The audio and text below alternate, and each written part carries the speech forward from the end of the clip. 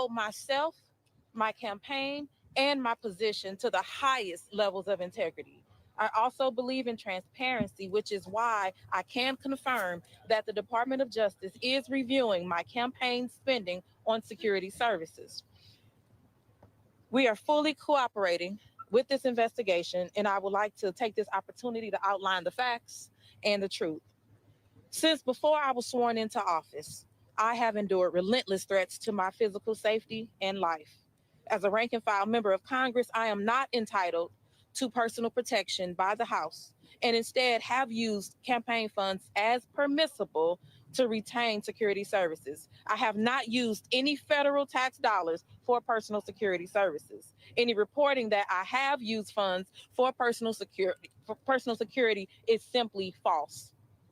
In recent months, right wing organizations have lodged baseless complaints against me, peddling notions that I have misused campaign funds to pay for personal security services. That simply is not true.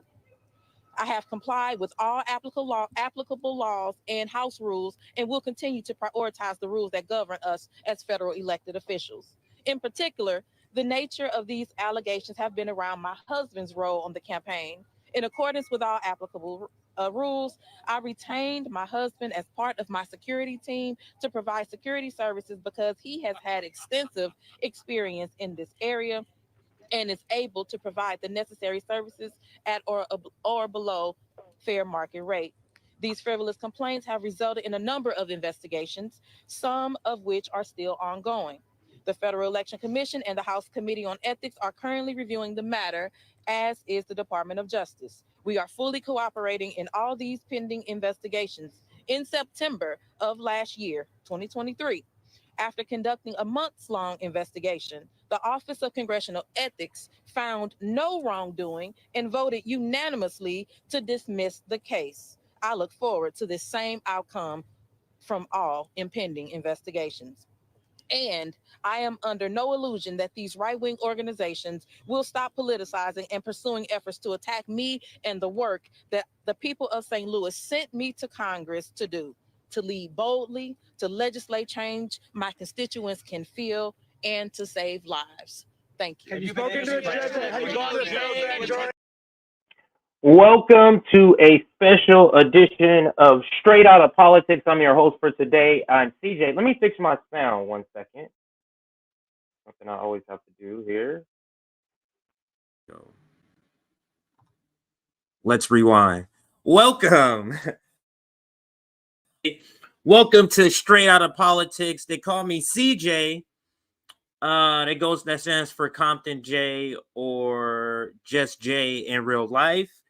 And we're going to get right into it. We started out with the introduction video, but now let's bring in our special guest. He is a regular here. I think you've been on here as many times as you've been on here, Chuck, to say now I can say you're a regular on RBN. But let me give him his proper introduction. This is a journalist, sports writer, co-host of the Collision. I want to talk to you about that. And then just an all-around a good guy, always on the ground doing the work to get to memorialize protests. So here is Chuck Modi. What's up, bro? CJ, always great to talk with you. But listen, I'm gonna memorialize almost sounds like someone's dead. I always said sort of amplify. Maybe I'm wrong on the language. I don't know. I'm gonna go with amplify. I just mean like where in a year we can look back because you're amplifying now, but what you're doing is memorializing is the wrong word. Maybe it's documenting. Maybe it's documenting. That's it. There we go. There we go. I'll go with documenting. And I like to say amplify the unheard. That's what I like to say. You know, you ever hear voice of the voiceless? I never liked that because nobody's voiceless. They got voiceless. They're just not being heard. So amplify the unheard. That's what I go with. Absolutely.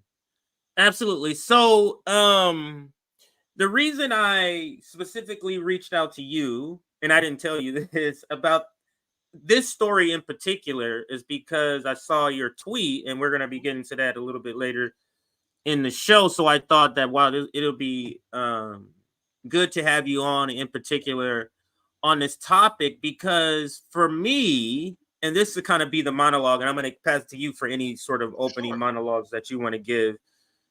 For me, Cori Bush is a squad member, but she's in a different category for me. Yeah. Not necessarily a category that I even would put Cornel West. It's more of a category I would put Nina Turner. There's some bad decisions. I would say these are decisions I don't agree and I vigorously disagree. But to the core, I believe, and I'm going to say this because I don't want people to think RBN's in this. I believe, for example, Nina Turner is a good person. I just think she has a strategy that she believes in that I don't think is a good strategy. Same with Cori Bush. She's made, the decision, or the calculation is a better way of saying it. The calculation to, team up with the Democrats and the progressive Democrats in particular, and sort of be in and out on certain things, be in and out on certain things, in on certain matters, out on certain matters, which to me has caused her not to cultivate a foundation to sustain the attacks that's going to be coming from her. Like Shama Sawant. You get what I'm saying? Shama Sawant, you guys gonna recall me? She's sitting there damn near eating chicken, as they're asking this there. She's like, what you gonna do? I can have the people with me. Yeah. I have all of the people with me. You get what I'm saying? So I do. That's sort of my take on Cori Bush and why I wanted to kind of analyze this story. But what is sort of your introductory take on broadly what's going on, and then we'll get into the details. Well, when I speak, Cori, I always try to be very transparent with everyone. I expect that from others, and I'm going to be transparent myself.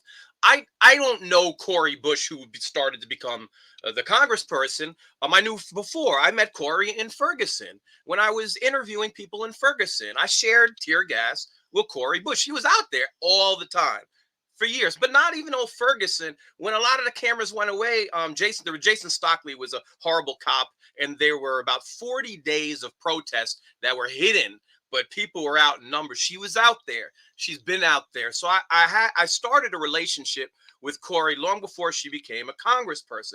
And I say that, and then some people will say, oh, well, you're biased. Well, if she flipped on Palestine tomorrow, I'm flipping on her tomorrow. So let's be clear about that. So, yes, there's a relationship there, but I have my, my morality, and I have what I think, and I try to be true to that. So I actually am probably one of the only guests ever been on this network who doesn't use the phrase "the squad." And the reason I don't use the phrase "the squad" is that I don't want to lump a Cori Bush, who's been steadfast on Free Palestine since day one, has been the first person to say defund the police, if not the only one, the first person to come out with a cop city as far as Congress, with an AOC, who has capitulated in the most ridiculous ways over and over and over. I'm not trying to put AOC and Cori Bush in the same bucket. That doesn't mean I agree with everything Cori Bush is saying or done. Right. But to me, they're in different buckets. So I think the squad sort of oversimplifies maybe some discussions. And the last thing I'll say, CJ, is that whether someone's behind you, if someone is experiencing racism for taking a position that I agree with, whether it's Stop Cop City, whether it is Free Palestine, I'm going to defend them. They don't need to share my exact politics. They don't need to be an activist like me outside of politics, whether they're in there or not. I am going to defend them because I'm against racism and anybody getting targeted for standing up to AIPAC, for standing up to Israel, for getting those death threats. Those death threats aren't any less real. So I get in trouble a lot because people interpret that as, oh, you think the system's going to save us. No, I don't think the system's going to save us. But I know racism when I see it, and I think you have to defend people for it. Absolutely. All right, continue. Okay. I said a lot. So, yeah, almost damn near everything you said, I agree with. And the reason why, and this is another reason why I wanted to have you on, because when when people typically in politics, when we talk about nuance, people typically, when using the word nuance, they want to shield a terrible position that they have or that they want to shield somebody else for. And you are one of the few people, when we're talking about nuance, I don't get that feeling like you're literally just trying to give every sort of argument, everybody in the benefit of the doubt, and just to say, until you prove otherwise, I'm not gonna just jump on. Explain. There are things that are worth explaining, and I do think there is a very large gap within the squad that I want to honor. I want to honor someone who steps out. And here's the thing: most people interpret that person as a congressperson. Can they change within Congress? That's not what I care about.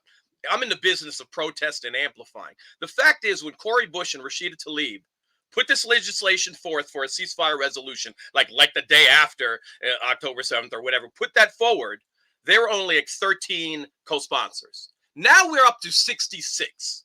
Okay? Now that's grown. That means something, not that in Congress, but it means something culturally. And first and foremost, I give credit to the people in the street who are protesting, who opened those doors. But I also have to give credit for those who are stepping out, getting death threats daily, having put AIPAC money put behind them. I think you could honor that and say, we're fighting to free Palestine, because I promise you this, the kids getting murdered in Palestine right now don't give a shit about your ideology or your politics, you're liberal or leftist or whatever. They want the next bomb to stop dropping. That's what they want. So I want to honor that. They want the end of an occupation. She's not just saying ceasefire. She's saying end the occupation. So I think that's important, to not take our eye off the prize based on our politics, that people are being genocidal, people are being murdered, and we want to stop the murder. I don't want to get too 3,000 feet above the ground to forget that point. No, that's a great point, and none of that I disagree. I just want to add, this is why, for me, it's frustrating. For me, it's frustrating with people like Nina Turner and Cori Bush, because it feels like they are in the right place, but just one tweak will turn on the faucet of support to where they can withstand stuff like what should happen to her in Ohio, and what's happening to Cori. This is not the end. This is not the beginning or the end for Cori Bush. You can't take and it's my opinion that this is completely tied to her stance on Palestine. This is completely tied to that. Third rail. Yeah, because these aren't, none of this stuff is new. That's the reason why she's different. That's the reason why I say she's different, because there's some squad members. Oh, now everybody's now on ceasefire. Yeah. Now that it's cool to have the hashtag. Yeah. But Cori Bush was on ceasefire, and Rashida Tlaib, for that matter, was on ceasefire from day one. They was on get out occupation. It's from day one. So I give them that respect. But on the same note, this is the reason why to me it's frustrating, because when they choose not to have such a strong backbone on other issues, that invites a shaky foundation. You get what I'm saying? It doesn't allow, that's a better way of saying it. It's like trying to build on a foundation where the cement is not dry yet. That's what I mean. It's like it's not complete, and it's always soft, because you sometimes are like this and you're vigorously on it, and sometimes you're not. It's some people's interpretation. Is my interpretation too. So, but anyway, we've been talking. Let's get to the video, because there's a couple of videos I want to show. We got about another 30 minutes or so, 20, 25 minutes. before Chuck has to take off. And we're trying to do our stream shorter. That's why you only see 3 topics, and they're really just two. They're really just 2, and they're just intertwined. And we're trying to just keep these more 90 minutes. So that's what I'm trying to do also today. And Chuck will be with us for about 60 of those 90 minutes. But let's get back to the last part of this video. First and foremost, and this is her. Actually, we got time to listen to to most of it. So let's listen to it from beginning, and then we'll get into some other content here. First and foremost, I hold myself, my campaign, and my position to the highest levels of integrity. I also believe in transparency, which is why I can confirm that the Department of Justice is reviewing my campaign spending on security services. We are fully cooperating with this investigation, and I would like to take this opportunity to outline the facts and the truth. So I'm stopping it here because I have some other content that's going to say other things than what she's saying here. So it's important that we remember what she's outlining as what she says is the facts, and it's important to remember how she's describing. She's saying is reviewing her records on the matter. Is not the same way as saying how it's going to be discussed in some other segments. So just to make that clear, and so let's make sure we make note of some of the important points, those in the audience for us, because I know Chuck and I might forget in the discussion. So thanks. Before I was sworn into office, I have endured relentless threats to my physical safety and life. As a rank and file member of Congress, I am not entitled to personal protection by the House, and instead have used campaign funds as permissible to Chuck, let me ask you this, if you know. Yeah. So these reps are responsible for their own security? Is that what she's saying right here when she says we don't receive funds? Like, since you cover DC, do you know anything about? I'll be honest, I don't know the law, and there's like part of me like that's like, you know what? When you start getting into this minutia, they're going to start getting into minutia that maybe like every congressperson does, but they're going to go after her because she's for a free Palestine. So there's like a part of me is like, you know, if someone does an illegal search, busts in your house, takes your drugs, I don't really want to talk about the drugs. I hear what you're saying, but I don't know the law, so I can't answer it on a legal level. I know why they're going after her, and they're going after her for the same reason everyone is signing these, 90% of Congress signing these crazy resolutions. AIPAC wrote up to say anti-Zionism is anti-Semitism. It's the same reason. That's why they're going after her, and we can never really take our eyes off that. That said, I don't know the law like that. Absolutely. To retain security services. I have not used any federal tax dollars for personal security services. Any reporting that I have used funds for personal security. So she has not used any federal tax dollars. That's important to remember with the next video I'm going to show you guys. Personal security is simply false. In recent months, right-wing organizations have lodged baseless complaints against me, peddling notions that I have misused campaign funds to pay for personal security services. That simply is not true. I have complied with all applicable laws and House rules, and will continue to prioritize the rules that govern us as federal elected officials. In particular, the nature of these allegations have been around my husband's role on the campaign. In accordance with all applicable rules, I retained my husband as part of my security team to provide security services because he has had extensive experience in this area and is able to provide the necessary services at or below fair market rate. These frivolous complaints have resulted in a number of investigations, some of which are still ongoing. The Federal Election Commission and the House Committee on Ethics are currently reviewing the matter, as is the Department of Justice. We are fully cooperating in all these pending investigations. In September of last year, 2023, after conducting a months-long investigation, the Office of Congressional Ethics. So she's talking about a different thing because they're smearing her because they're trying to act like, oh, this is the second time. So she's mentioning that. We don't want to get into that part. So I'm going to take particular video down now that we've replayed it to kind of refresh our minds about what she's saying. So let's get this story clear, because they're going to mention it several times throughout segments. And it's so it's when I came into the story, I'm hearing, wow, she hired her husband. That's kind of, why would she do that? That's an unforced error. Why would you hire your husband? Because I'm thinking, and most people who are listening are thinking, she's married as a nurse, then she gets elected, and then she hires her husband who has no background. That's not what happened. She had security detail, was single. In the security detail she meets one of the security officers and falls in love and marries that guy who is already in the business. To me, that changes, like, wait, it's still not necessarily advisable to even hire your husband, even with this story, because of the possibility of what it looks like. So you would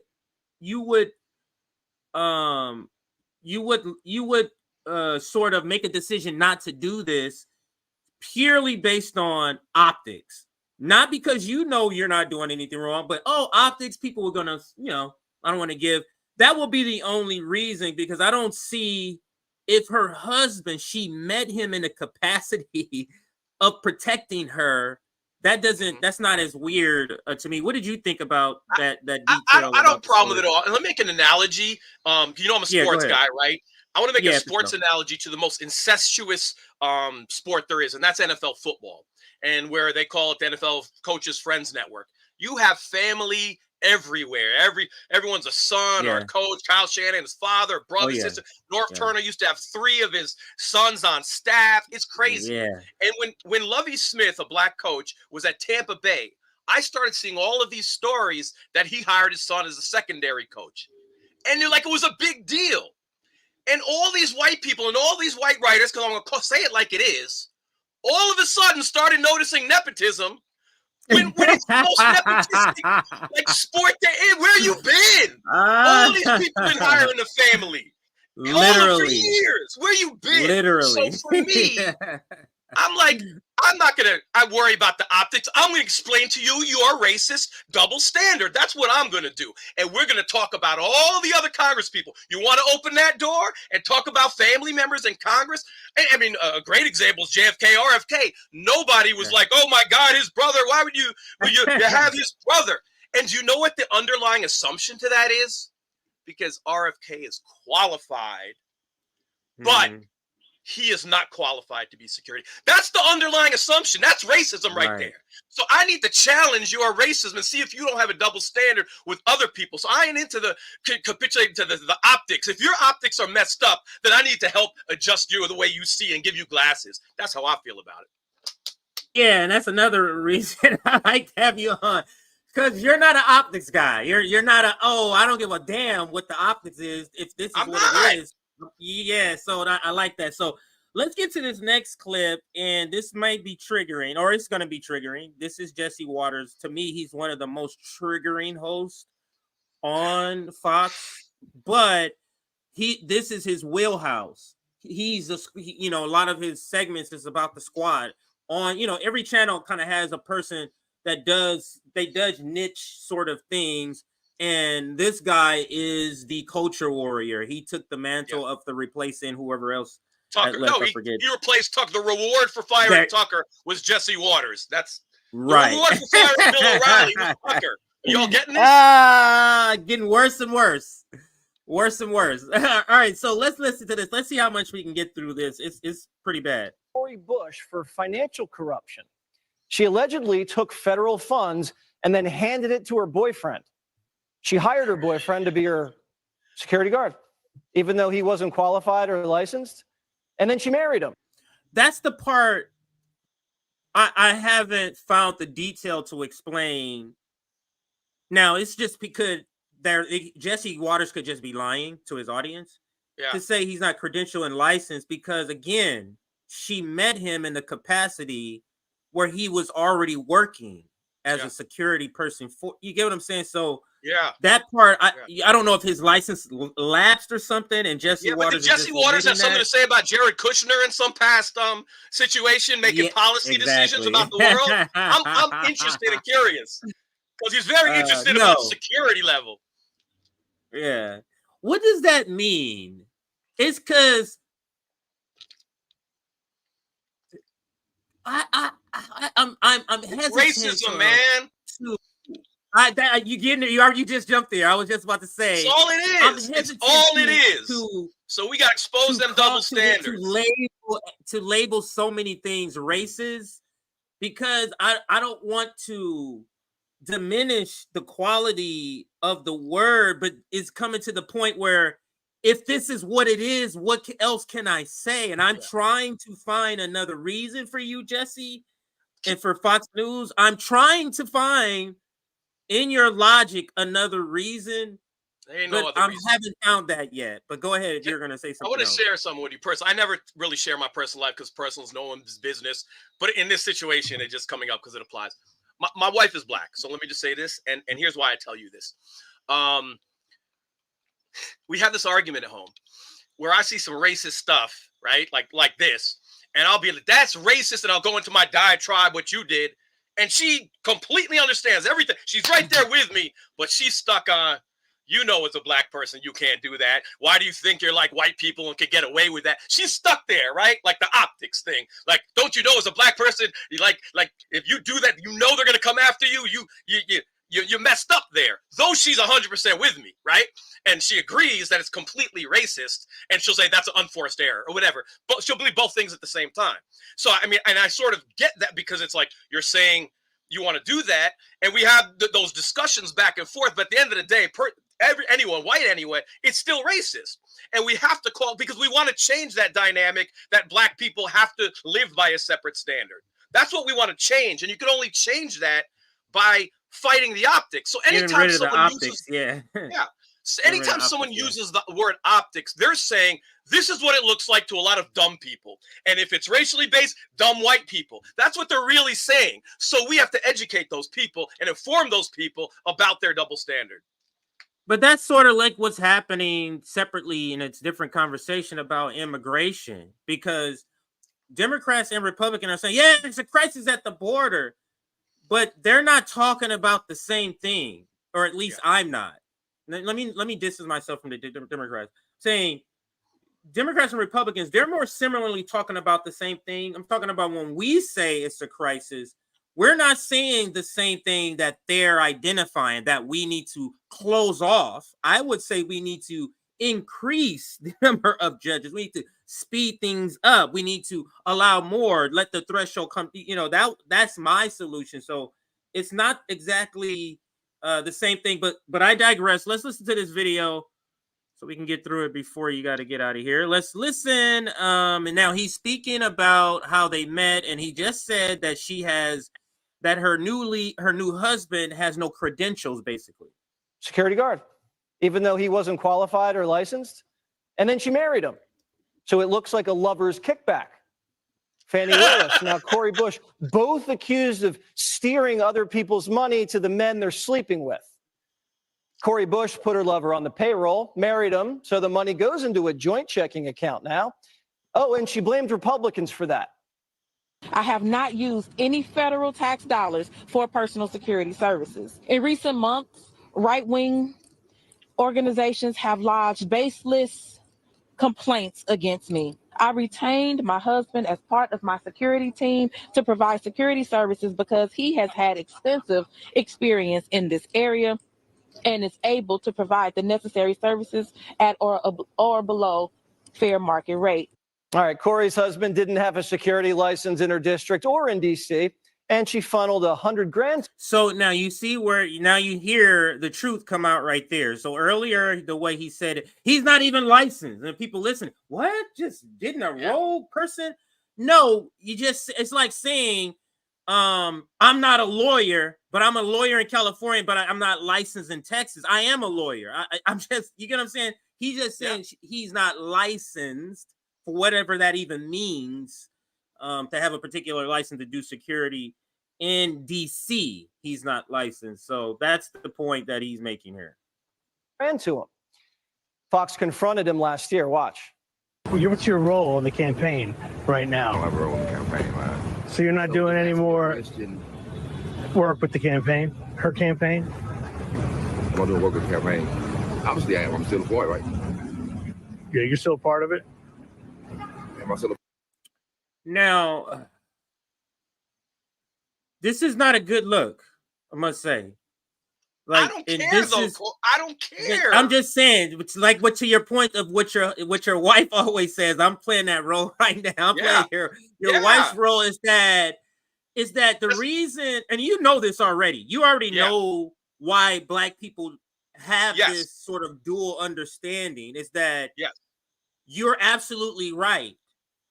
That's under normal conditions when we're not living under a sort of an oppressive apartheid sort of two states, two system tier system. That's right.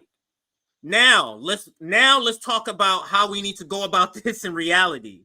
And that's where the two sort of things, and the reason we say is because don't give them an out to get you out, Cori Bush. Here's my caveat. Now, you see how I'm my wife. Now I got you one see, caveat. Now you see how they're able. She said what? Say that again. My caveat. She'll tell me that privately in our home. Publicly, she'll be backing the person, the optic. You see what I'm saying? That's a little bit of a difference. She's telling me that privately venting. How'd you make that error? That's so stupid. But if she were in a public forum, she wouldn't have that stance. She would have. No. You back the person you're supposed to back still. But yes, you would go behind. You would say as a strategy. Right. Why you would not do this in public? Absolutely not. So if we didn't make that clear, no, that's not something. That's not a conversation you would absolutely not have in public, to where people don't know you're saying that, as a disagreement in strategy. But what I'm saying is that you see how it gives them an ability to go up to him now. You know how security is normally inconspicuous. I don't even know what the security person looks like. On even the president, I couldn't tell you, Chuck, what any of them look like at all. But because this is your husband and you have right-wing people who are hunting for you, now look, and this is not good for her own security. Now look, for her security's face to be on TV, that's not good for her own security even. My response to that is Jared Kushner, Hunter Biden making policy for the entire country, and you're talking about practice? You're talking about security? Are you serious? We fight it back. We fight back. You're talking about practice, man? That's how I feel. That's what we fight it back. I ain't budging on this, CJ. I ain't budging. It's some racist shit. That's a perfect analogy. That's why I'm laughing. You talking about practice, man? So, to your point, it's that. But the problem is, Chuck, the way that Jesse Waters is going after Cori Bush.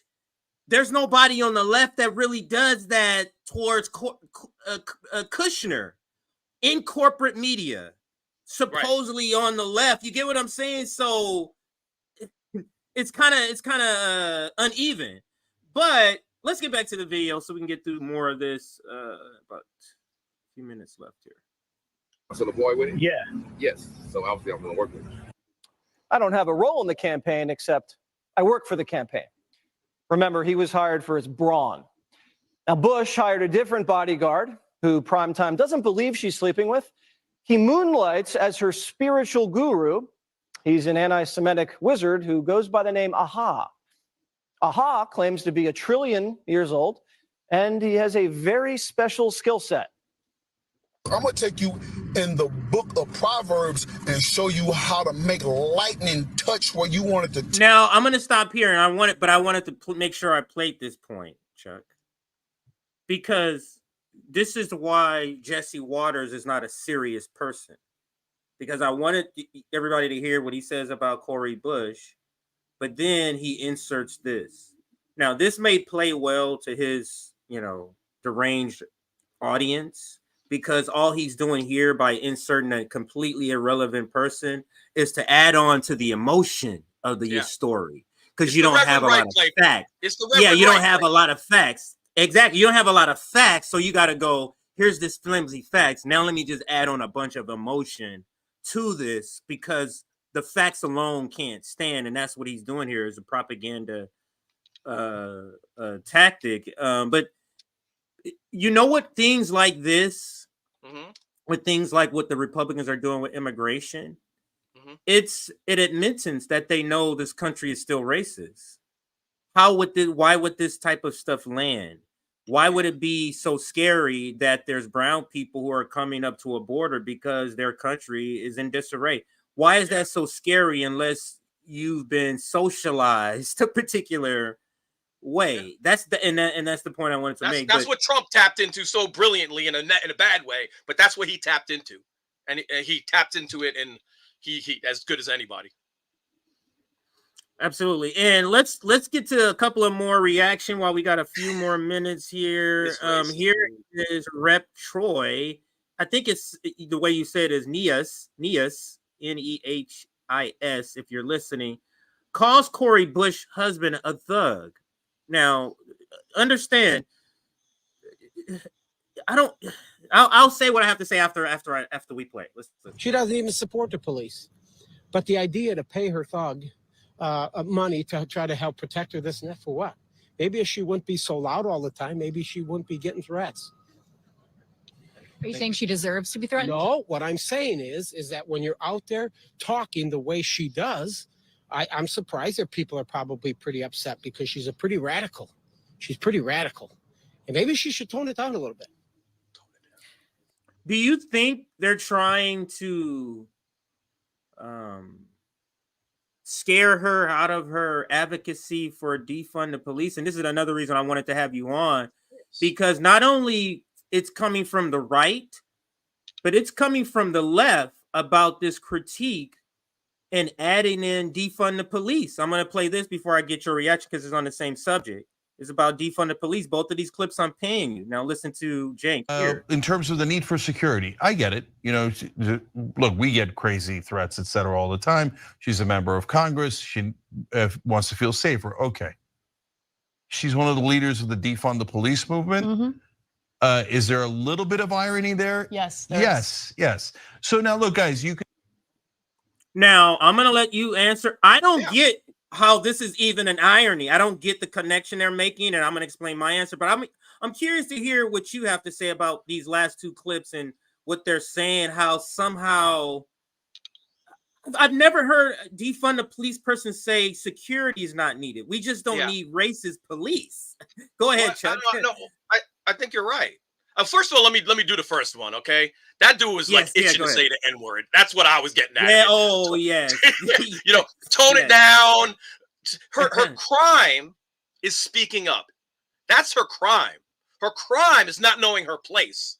Her crime is not shutting up and taking the AIPAC money. That's not taking the police union money. That's her crime. So she's talking too much. And that is exactly why we have this investigation.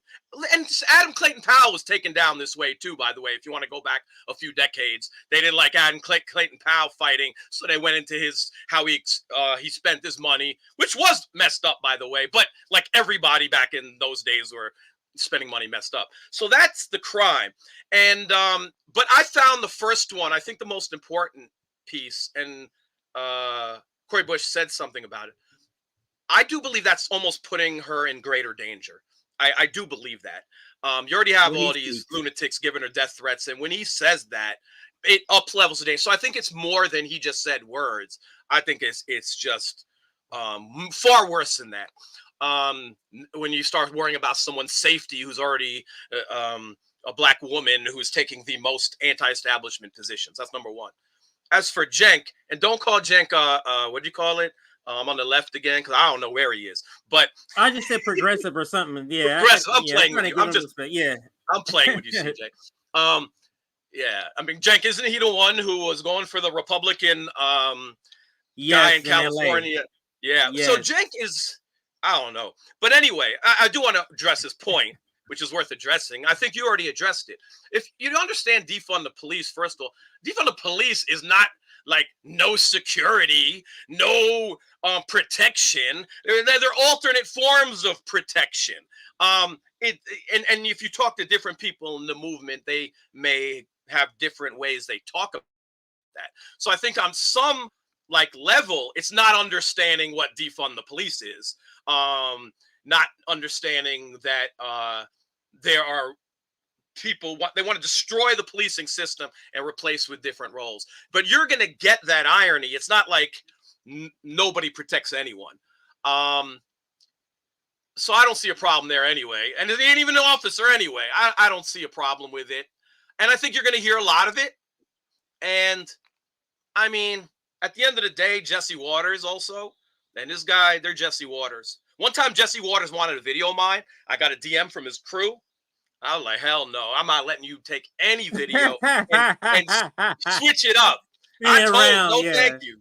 No, because they would switch it up. They would like take one little clip and make her crazy. It was after the DNC protest. And, you know, they're masters at taking a clip and flipping that clip on its head. Yeah. A reason what it's to bring up defund the police.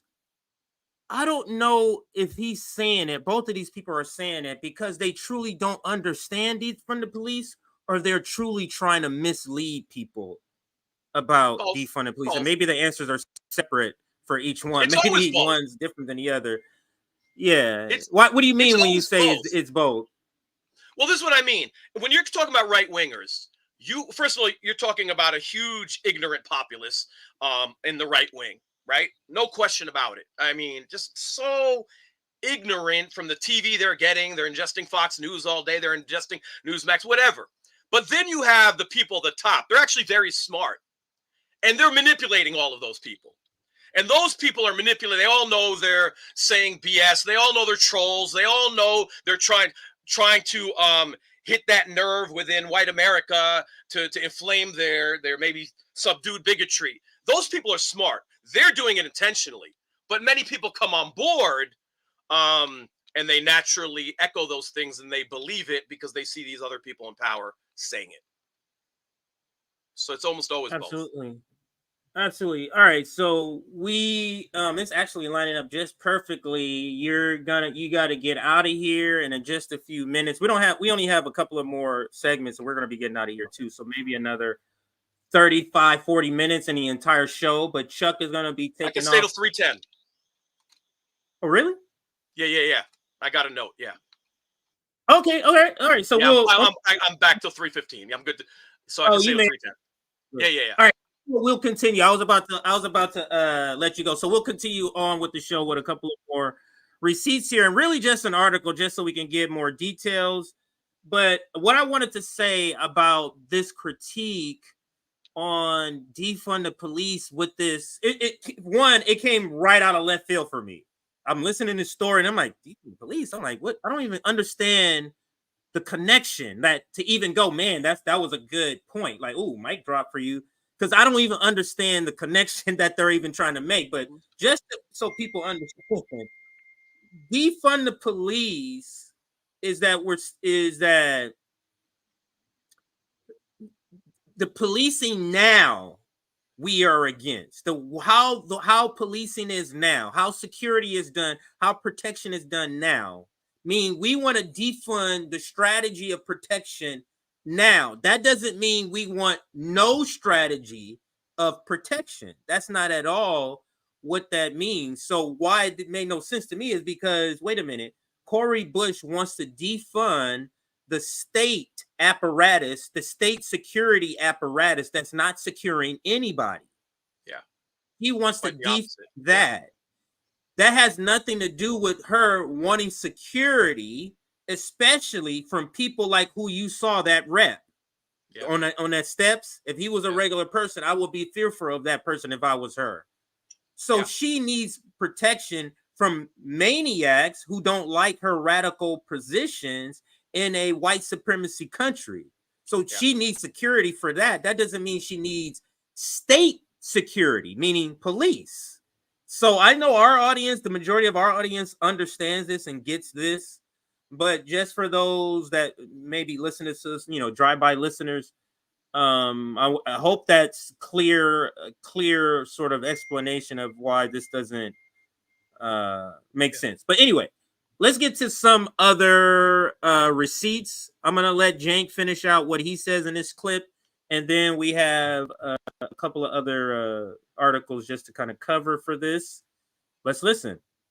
You could say full-blown irony, or you could say half irony, because yes, but she's worried that the police are abusing the citizens, and in her case, that clearly she's hiring security to protect her. And if the cops acted like that, maybe she might be in favor of them. Yeah, But is there a sense of irony here? No protection for you, but protection for me. A little bit. But you see how they dumbed down, defund the police? Yeah. No protection for you, but protection for me. Though they always have dumbed down from the police. And I'm of the belief if like Democrats weren't bought off by police unions and fought it right, or media fought it right instead of running away. I like when someone would come out and be like, you're for defund schools, you're for defund community services, you're for defund hospitals, let's talk about that, and go on the offensive, then we can have a real discussion about allocation, right? And instead of that, they ran away. The slogan, we can't win.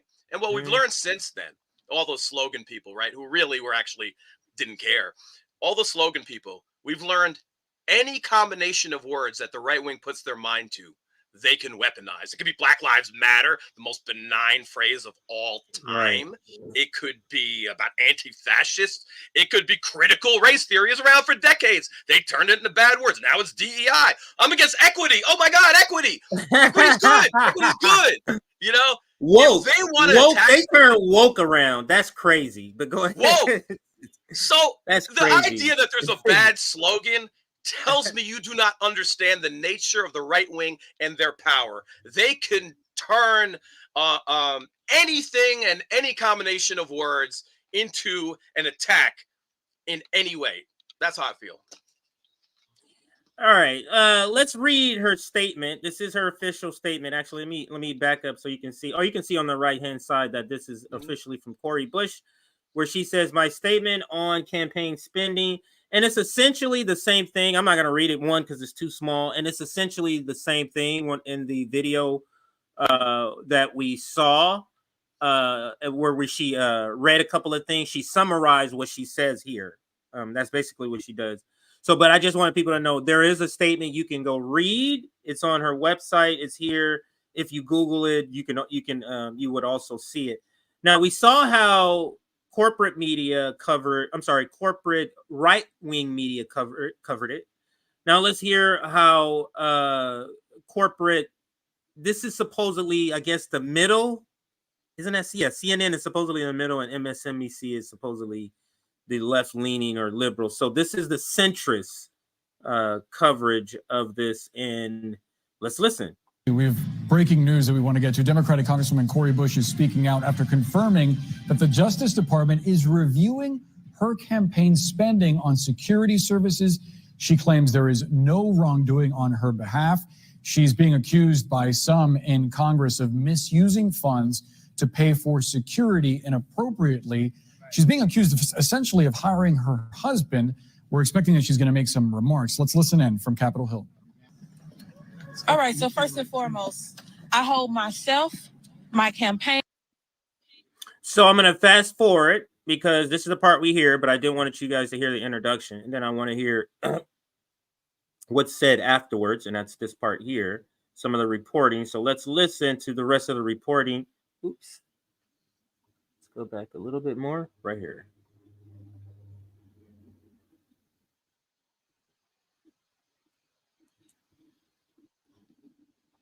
All right, let's refresh. Yeah, happens on Twitter. Okay, now let's see if it plays.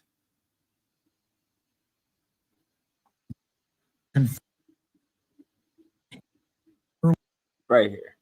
Cori Bush, Manu. She essentially just read the statement that her office had put out earlier, but in it she claims that this is politics and that she is complying with the investigation that she believes will ultimately prove that she's done nothing wrong.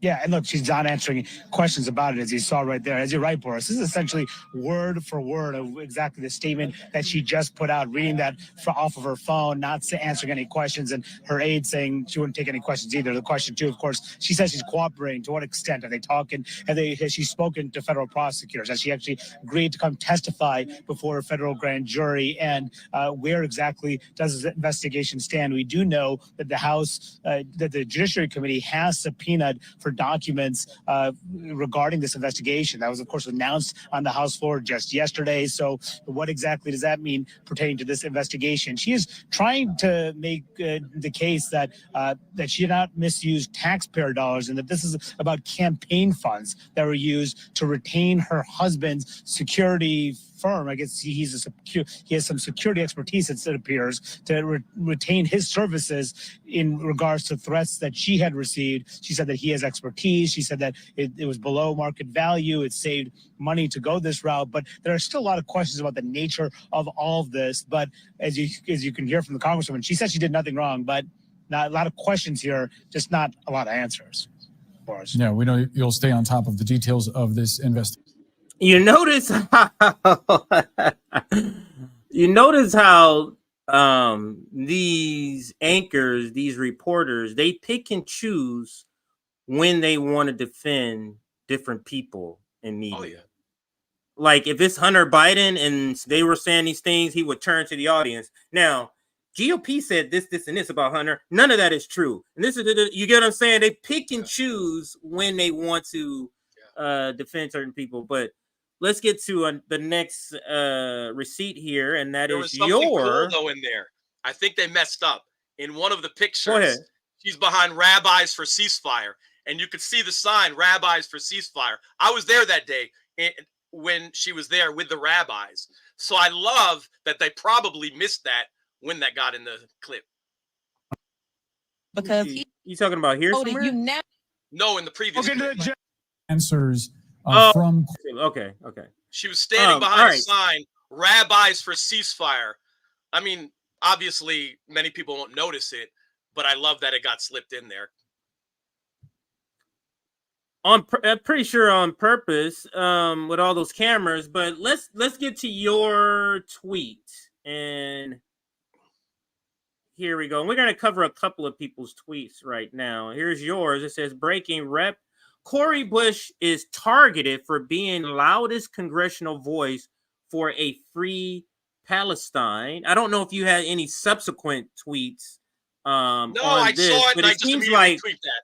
That was like, boom. Yeah. Like, you know, sometimes you think about it, you're like, what are the words? And this was like, boom, right? And because this is what it's about. And we can't take our eyes off the prize. And on some level, I'm almost reluctant to dig in on this other stuff because I feel like I'm validating their racism, their anti-Palestinian position. It's always this struggle. Like you want to talk about it, but you don't want to validate their BS. So I think, yeah, it doesn't mean we can't have this discussion. But like now, we have to bring it back to why she's being targeted. She is being targeted because she's going against empire. She's being targeted because 13 people who originally had a resolution, now up to 66, with the great help of protesters in the street that opened that up. She's less lonely now. It's growing now. So, it's easy to siphon someone off at the beginning. And let me say something else that I think gets lost on a lot of people. The first 13 co-sponsors, and which I think grew to 19, a few added, if you look at them all, none of them are white. None of them are white. Now, we have to be clear that it's Black Congress people and Hispanic Congress people who were the first to say it, speak out. A few white people came in later. And I think that's an interesting position to say, to understand what is happening in Gaza is going to certainly resonate a little bit more if you're not white. Colonization and genocide, Jim Crow versus Israeli apartheid. So I think there's something to that which has barely been discussed, but now it's growing. So she is a threat. She is a threat. Absolutely. And just this last comment here, this is from Mehdi Hassan. His tweet says, Republicans denied it, but of course they're the same ones who claim the DOJ has been weaponized against the GOP. How does this fit with that? Also, don't get me going on Garland's DOJ after going after a House Dem over money, but not multiple House Republicans over a coup attempt. And the reason I wanted to show this one is that this is like, even in the advocacy for a position I think is right, which is you're advocating on the side of Cori Bush in this instance, you have to throw in the red-blue game. And this is one of the problems with the social democracy, why they have to have one foot in, one foot out. It's totally unneeded for you to insert the culture war stuff. Just advocate for Cori Bush on the stance of her being on the side of humanity and being right, and not have to, point out some, look what you guys did, because both sides do this. Both sides are fine and look the other way when their side are doing the same exact thing that they call out the other side for. So it's not new, and it's not, it's not anything to be, oh yeah, this is a new thing to do. Now, it does make me wonder, though, if Biden is the president. It makes me wonder if he pulled some strings. I have no facts or anything, but it does make me wonder, because Cori Bush is an enemy to Biden. Like she can't go away soon enough for Joe Biden, whose poll numbers are going down. So she just doesn't have enemies on the right wing. She has enemies. 90% of her own party hate her. Right. All right. So I think now is just about the time, and it's right at the end of the segment. So, Chuck, I want to thank you for joining me and giving me an hour of your time, sir, as always. And I told you the last couple of times, we're going to be reaching out. We want to create a group of people, 10, 15 people, where we're always monthly kind of having them on for their insight, for their opinion. So glad again to have you here. Any last words, anything you want to shout out before you have to take off here? No, just don't stop talking about Palestine. Stop talking about Palestine, because it's easy in an election year to move on to the next thing, but people are still dying every single day. So that's where my head is. I've been keeping this front and center. This was the Palestine march a couple of weeks back, and we have to keep the heat on so it grows locally, at where local politicians. Every single strategy, boycotts, whether it's McDonald's, Starbucks, and I would love to see a general strike happen. But we have to do that, because when I ask my Palestinian friends who are protesting, I say, how can we help? They say, tell everyone you know to keep talking about Palestine, because we're still being slaughtered. Don't move on to the next thing. So that's my last words here. Absolutely, sir. And again, thank you so much. I'll put you in the back so you can get to your meeting, sir. That's Chuck Modi. Always good to have him on. And like I said, there's going to be a good set of maybe a dozen or so people. The Ajamu Barakas, the Carl Zah that you saw last night, the Wyatt Reeves, the Glenn Greenwalds, the Margaret Kimberly's, just a good group of people that you always see on here. We want to start bringing them on more often at Nick at Night. And don't forget, Nick at Night was last night, another one tomorrow night. Today is Wednesdays, is my day. Let's finish off this topic with one last part of this. And this last part of this is this article.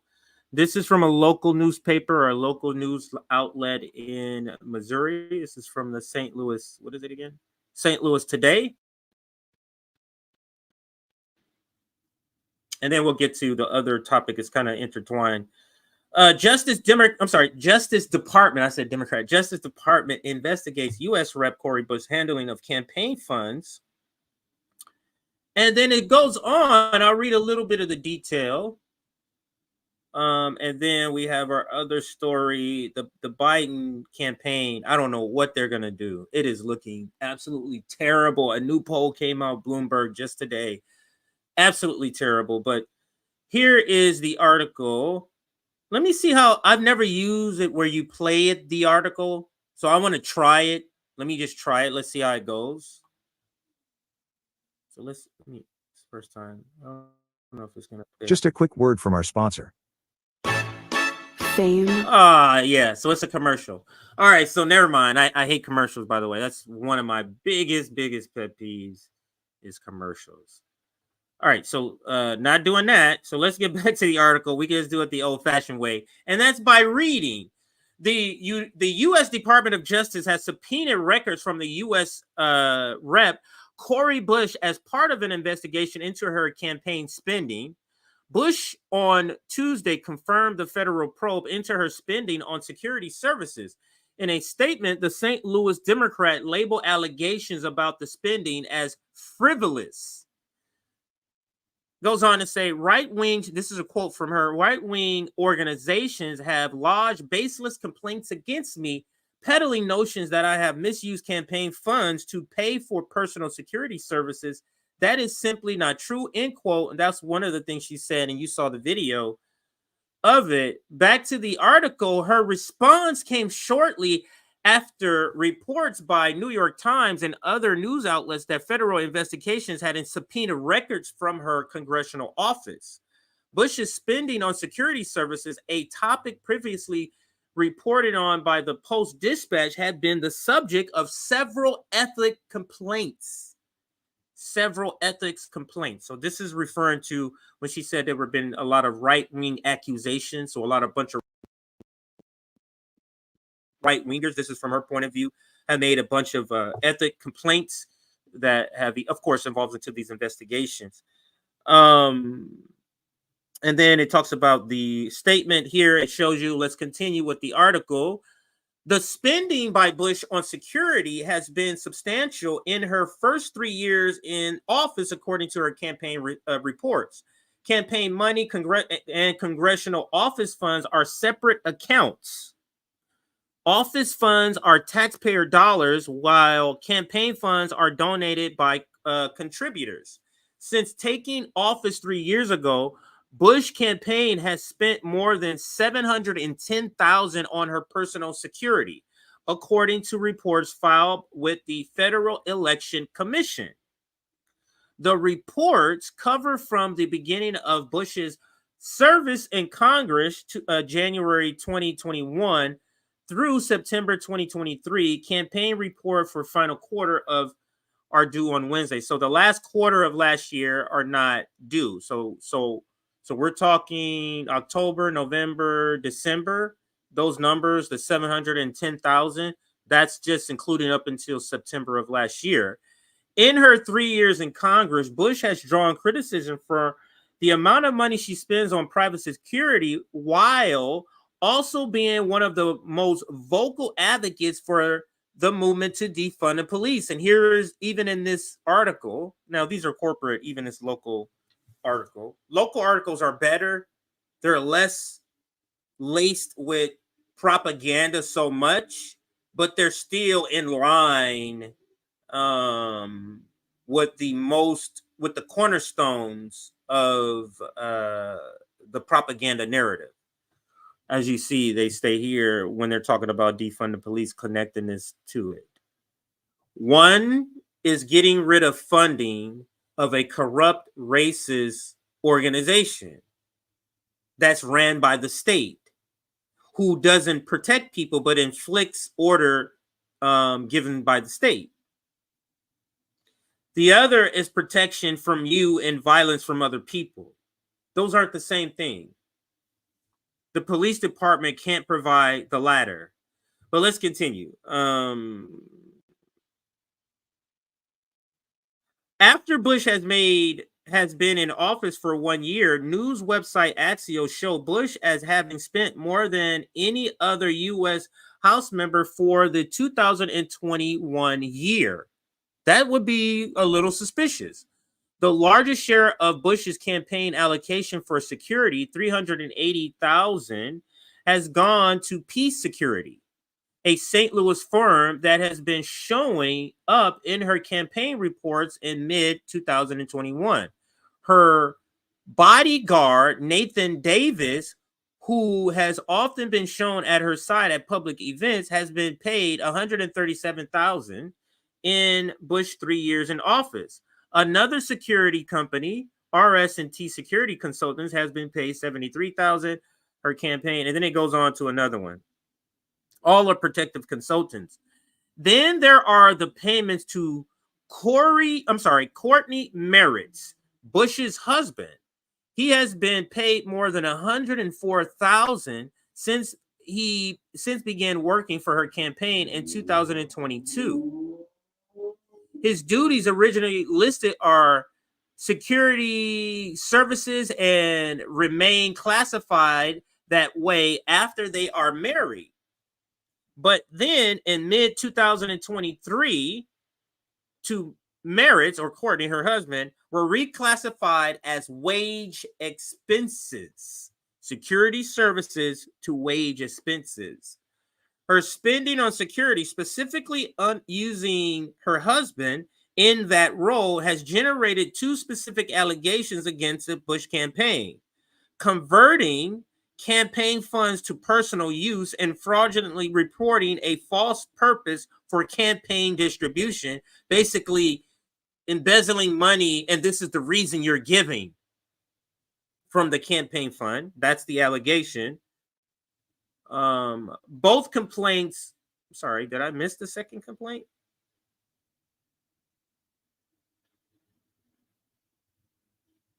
I'm sorry, that is the two. That converting campaign funds to personal use. Converting it to personal use is the first, and fraudulently, okay, so yeah, there were two in that one. So that is the details, the parameters of this story.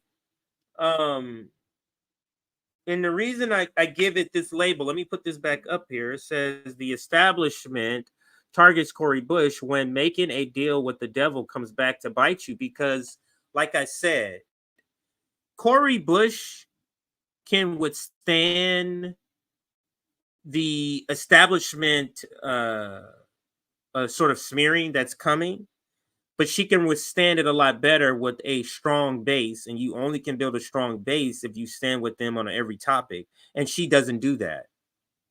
She hasn't been. She's flip-flopped on different things, not flip-flop in ideology, but flip-flopped on her level of radicalism, her level of advocacy for things. And she's been great on Palestine. But on other issues, she has faltered. So she doesn't have the solid foundation that she would need, like a Shama Sawant would have when battling the forces that be. So that is the point. Let's get into some of the other items. The other items are a lot shorter. They're probably like 10, 15-minute stories each. I got two that we're going to be covering right now. But first, let's look at some of our super chats and everything. We got one super chat. I can toss that up really quickly. That's from Abiding 71, always showing all of the people in the left space love. Thank you, sir, for that super chat. The next story we're going to be getting into, because they're all kind of related, so I'm going to go with this as the title, as the overarching, because so Bloomberg poll just launched and it's showing Biden losing in 6 battleground states outside of the margin of error. 2 battleground states that I'm possibly going to be moving to, Nevada being one of them.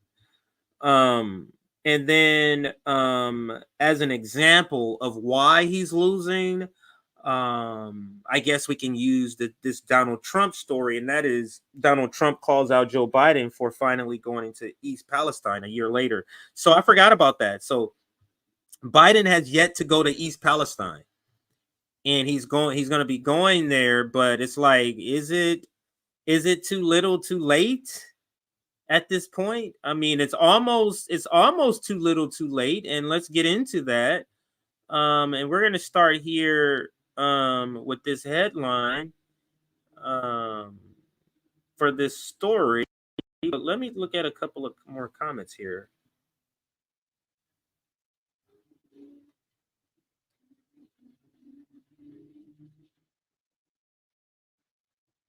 Shama Sawant takes minimum wage for her work.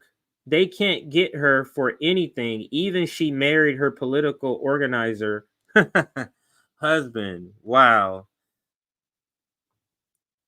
100 less likes than number of people in the live chat. What? Let's get those numbers up. Thank you, Andrew, for pointing that out. Always love the ones, the diehards in there who's trying to help us get our likes up. The algorithm is the algorithm, everybody.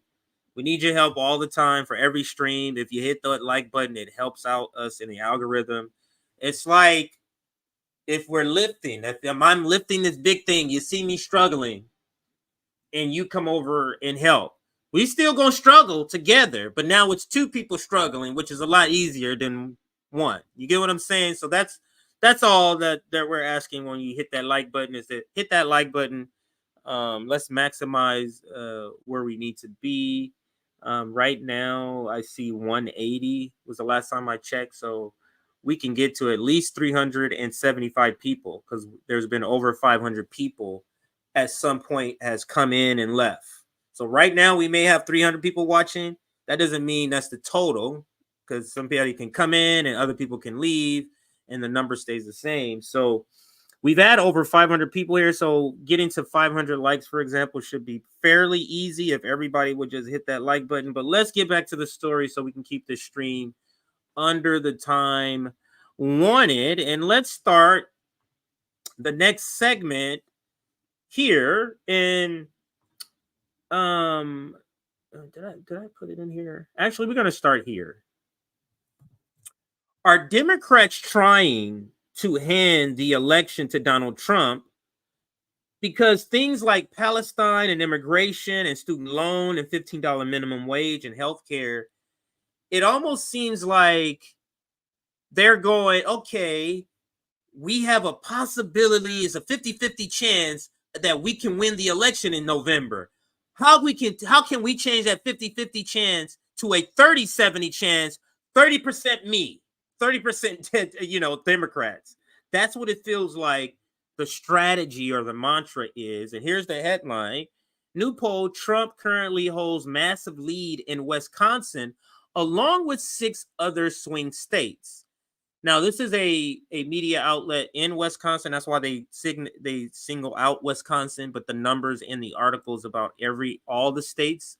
And that's what you see on the side. I took a snippet of the article. Let's read a little bit of what the article says here. And it says, in other swing states that were polled, Nevada registered voters' response with a 12-point victory for former President Trump. So in Nevada, that's one of the states that likely I will be moving to, one of the swing states, 12-point victory. Going in by 12 points. A 6-point victory for Trump in Michigan, a 7-point victory in Georgia, a 13-point victory in North Carolina, an 8-point victory in Arizona, and a 3-point victory in Pennsylvania, according to this article. These numbers come as President Biden's approval rating continues to fall nationwide due to voters' concerns over top issues such as war overseas, illegal immigration, and the U.S. struggling economy, with Gallup currently showing his rating at 35%, and Emerson having him at 37%. So that's the headline. That's a little bit of the story. Now let's get into a a video here. And this video shows DNC chair, I think his name is Jamie Harrison, DNC chair, goes on Alex Wagner's show and to discuss what's going on with young voters, what's going on with black and brown voters. Let me see what it says here. DNC chair discusses problem with young black voters and black pastors demanding a ceasefire. So let's listen to how they address that. Now, understand, they want to win.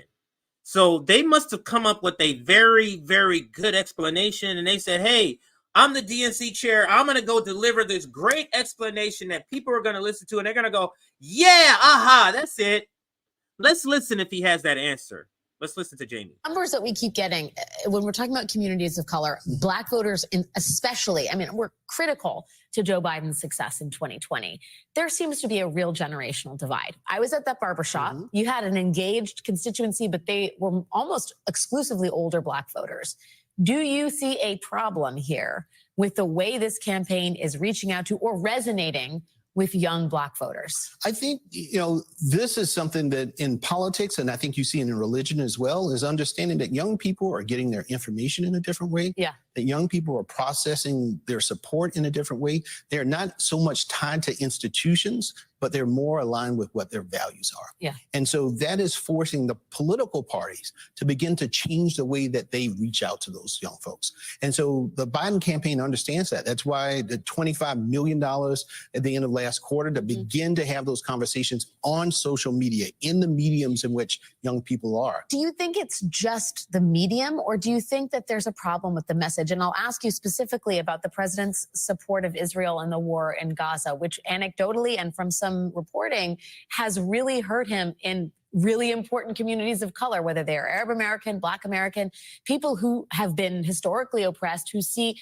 Palestinians as oppressed as well and do not like the position this president has taken. Well, I think when you think about where the president is, for him, he is putting on his head as commander in chief, and he has to do what's in the best interest of our security as a country, and also our partnership with our allies.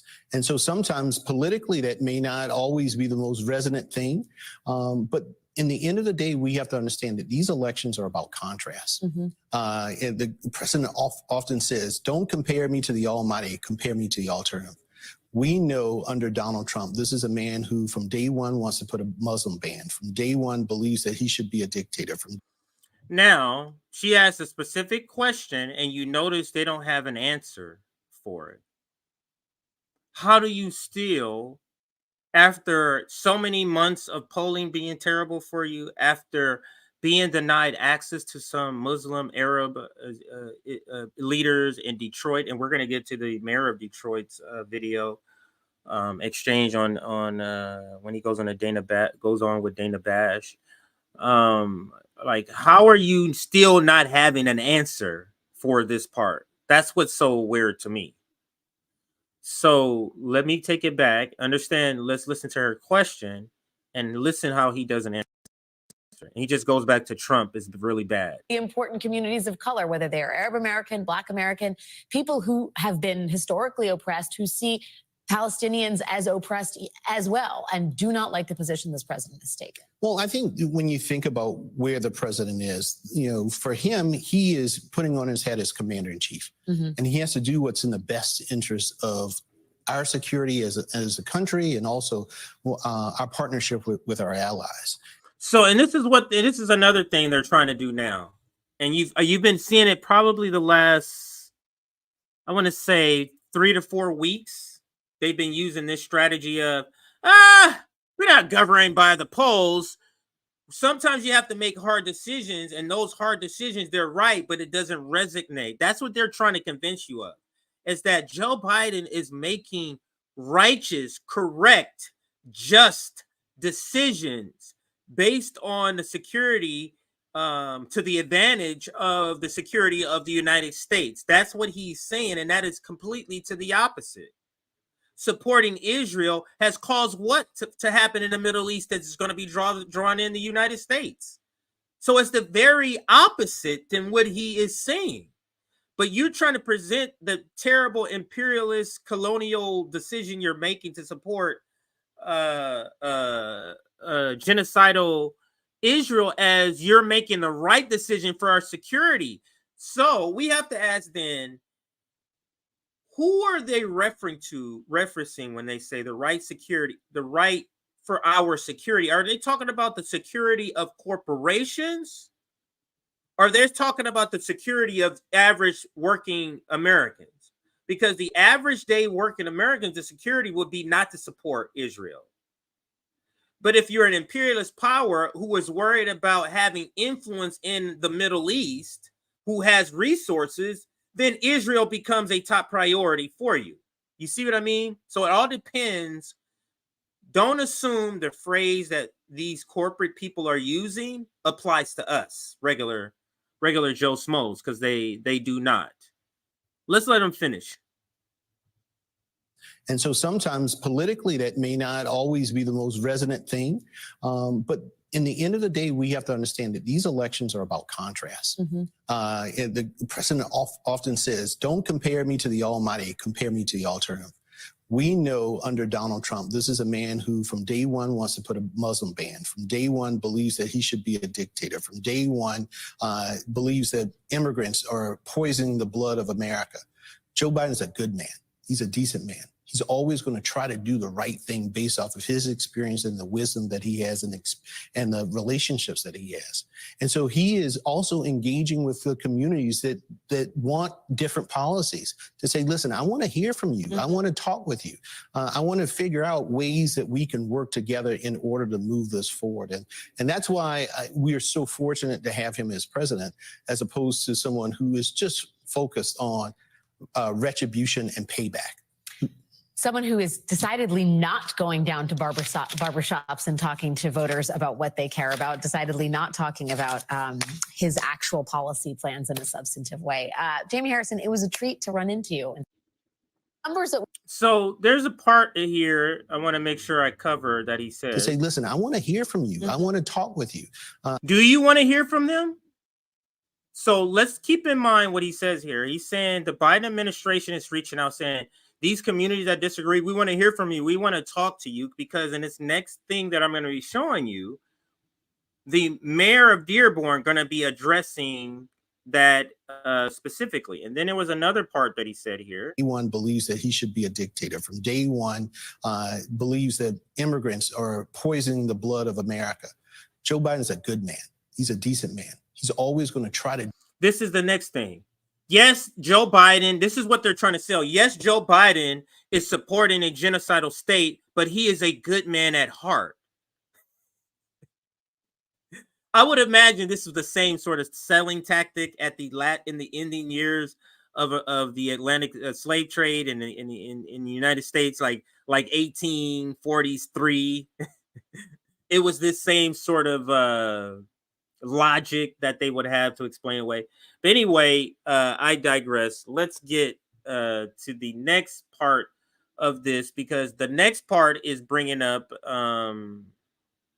the interview with, what's his name? The mayor from Dearborn, Detroit. And I want to play the entire thing here.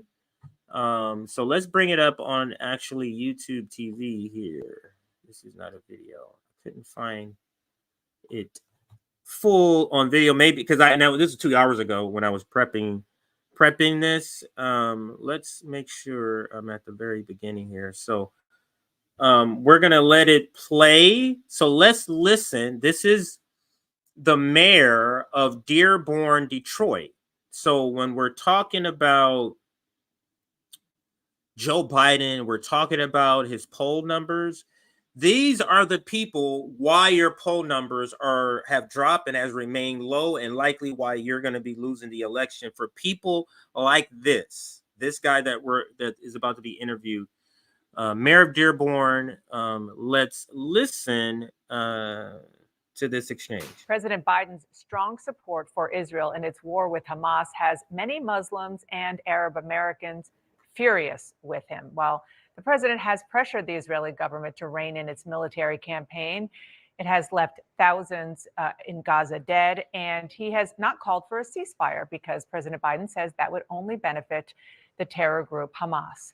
Joining me now is the mayor of Dearborn, Michigan, Abdullah Hammoud. Thank you so much for joining me. I really appreciate it. I want to talk about the politics of all of this in your very important state, and even more specifically, your very important city of Dearborn.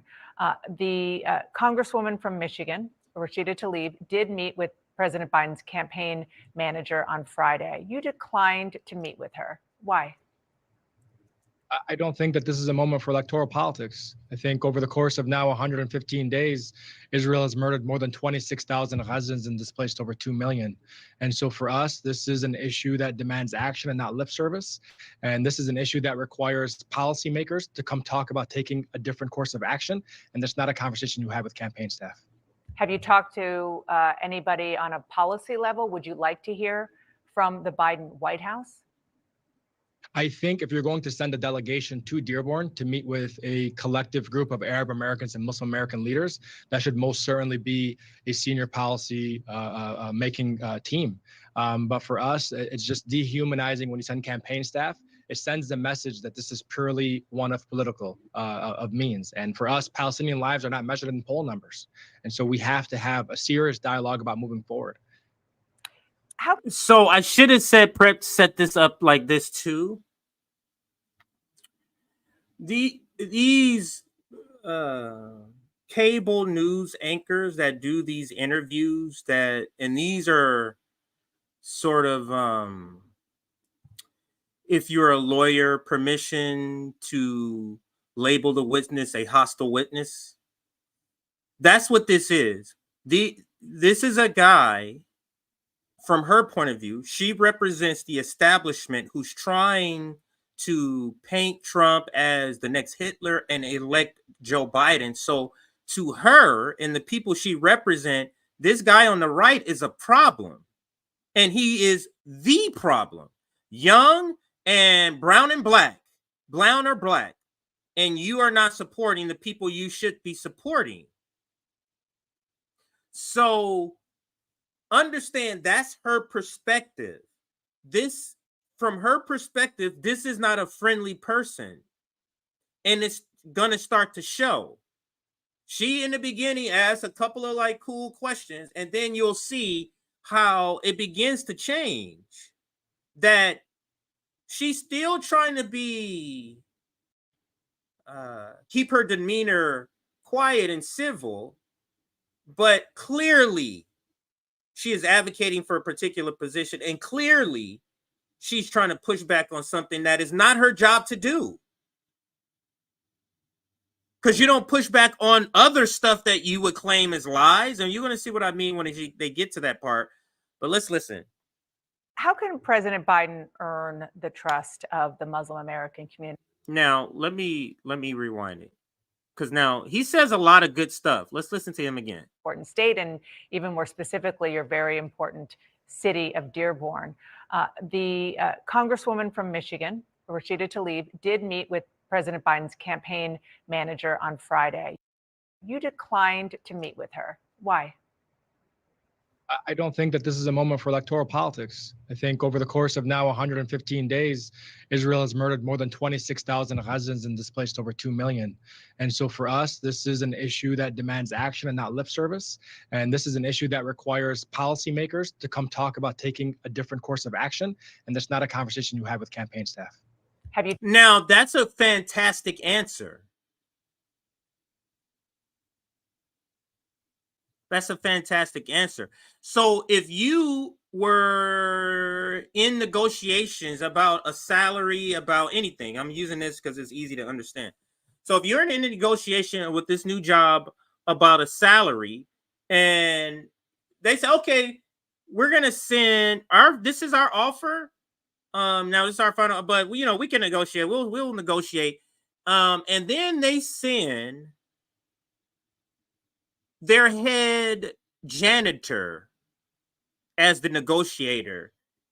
How seriously would you take them? How seriously do you think they're taking you if they send the head janitor to negotiate your salary. So how serious is this Muslim Arab population supposed to take the Biden campaign when they send a campaign manager to talk to them? Why would they do that? Because you only care about Palestinians dying when it's only concerning something with your campaign? So I love this answer and I love this reaction from this community. Wait. You're sending some campaign managers? Try not. How about your chief of staff? You send him over here. That's what you could do.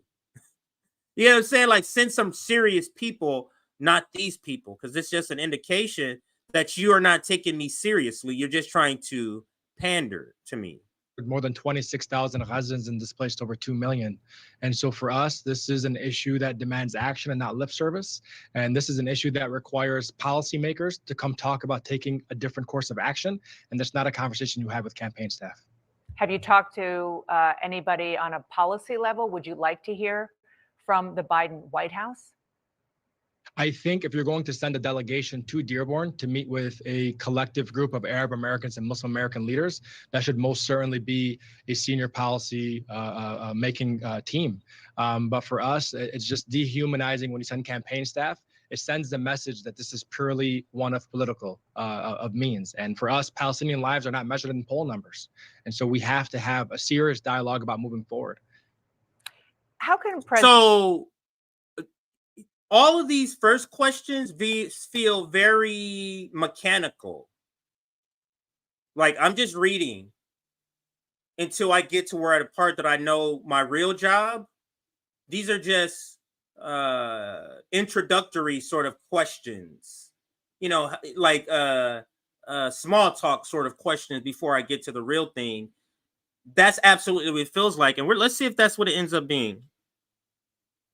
President Biden earn the trust of the Muslim American community at this point? You know, it's committing to the promises that he ran on in 2020 about bringing decency back to the White House. It's recognized as the human beings that we are. It's understanding that we here in Dearborn, the broader Arab American community, the Muslim American community, we know what it's like to live overseas, under siege, under apartheid, under occupation. So come to Dearborn, come to this community. Let's put the pen in both of our hands and let's co-govern and co-write what the policy should be moving forward to help move our country forward in the right direction. Yeah. I must say, this guy is good. He has given straight 3 back-to-back fantastic answers to her question. So I'm curious, like, in another 5 years, where would this guy be in the movement? Yeah, and as you know, there are a lot of people who don't agree with the notion that there's apartheid or occupation. That's another. You see here, it completely unneeded for you to insert this. Completely unneeded, unless you're in fear from the Zionist money bags known as AIPAC. Why are you inserting this part in here? You have a guess. You had him answer the question. He answered it. You don't need to insert this here. Let's see what else she does. Other conversation, but you know, the question. I would just push back in that and say that international law recognizes the occupation. United Nations resolutions recognize the occupation and the fact. You see, he's too good.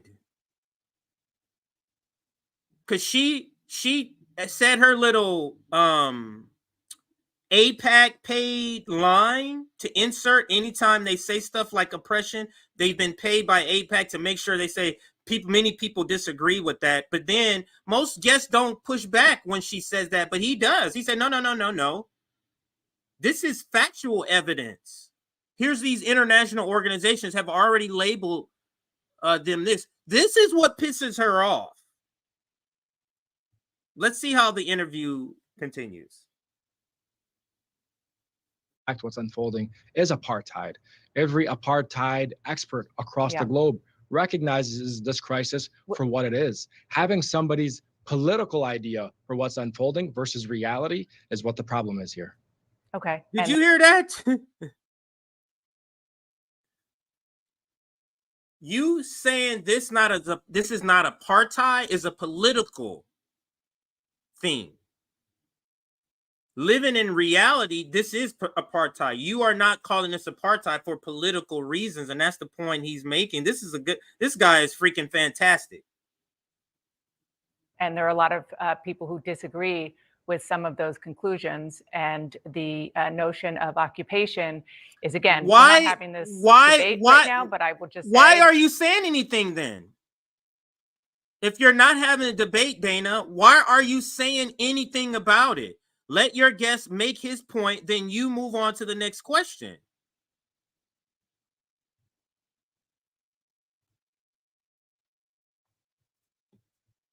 that there are a lot of people who say you can't occupy a land that you came from initially. And that's why that label and also the question of so-called apartheid is very much hotly debated, which we can have another time, but I really want to get to you, because this is inside politics, about how things are going to play out in the state of Michigan, Mr. Mayor, because, you know, at this point, it looks like President Biden. This is why he's here. This question right here, that's what she's about to say. So understand, to get him on, I'm going to let you say all this stuff you said in the beginning. Those are just questions I have, very, very questions I don't care anything about. This is her speaking. I don't care anything about these first three questions I asked you, and the questions I brought you on here to force you, what I believe in my mind, force you in this corner of a rock and a hard place question. She believed this is a rock and a hard place when she presents Donald Trump versus Joe Biden. Let's listen to his answer, though. Biden is going to be opposing Donald Trump in the election. And I want you to listen to what some of the former president has said about how he feels about the situation in the Middle East, and more specifically, how Muslims and Muslim Americans should be treated. We aren't bringing in anyone from Gaza, Syria, Somalia, Yemen, or Libya. We will cut off every penny of money that we send to the Palestinians. If you empathize with radical Islamic terrorists and extremists, you're disqualified. You're just disqualified. If you want to abolish the state of Israel, you're disqualified. We will revoke the student visas of radical anti-American and anti-Semitic foreigners at our colleges and universities. So, Mr. Mayor, if your constituents. Now, this is the part where Rome talks about this is a threat. If you don't get in line and do what we say, we're threatening you with our vicious big brother. We're threatening you with our delusional crazy cousin. We're threatening you with our deranged uncle.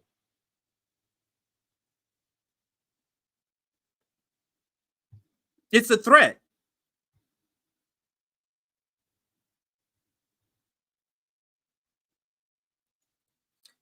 And understand that people, all of us here watching who are in these spaces, we can spot this nonsense from a mile away. We have the ability to understand that Donald Trump says worse stuff than the Democrats. The Democrats execute, tangibly implement worse shit than the Republicans. That's the whole dance that they have.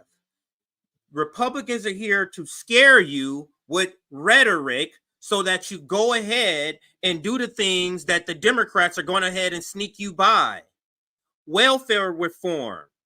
Where did that come from? That came from the Democratic Party. 3 strikes law, crime bill, that came from the Democratic Party. But they was telling us the Republicans was the ones that was going to do all of this stuff the whole time. It's them. I mean, just look what they're doing now. They're talking about a Muslim ban. You're playing a video about a Muslim ban.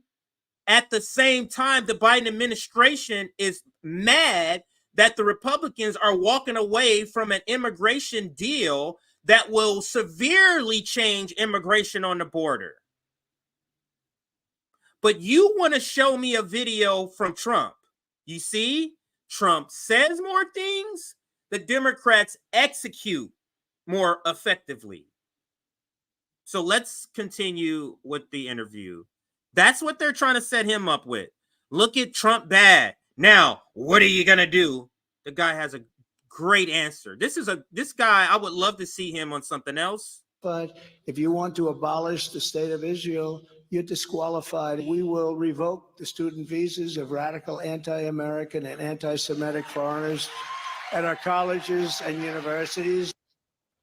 So, Mr. Mayor, if your constituents are upset with President Biden, and just to play this out, they don't vote for President Biden, and they either vote for Donald Trump or don't vote and could potentially tip the scales when it comes to the numbers to Donald Trump in your very important state of Michigan, how would that be better for your constituents than? Let me answer it before he does. How would it be better? That's an incorrect answer. I mean, that's an incorrect question. Because it's not a matter of better. They would be the same. That's the problem. They would be the same. Not one better than the other. They would be the same. You don't get anything. So why am I voting for him if it's the same result? It's not a worse result. It's the same result. This is our argument against the lesser of two evil. Don't let them tell you what makes the two lesser of two evil.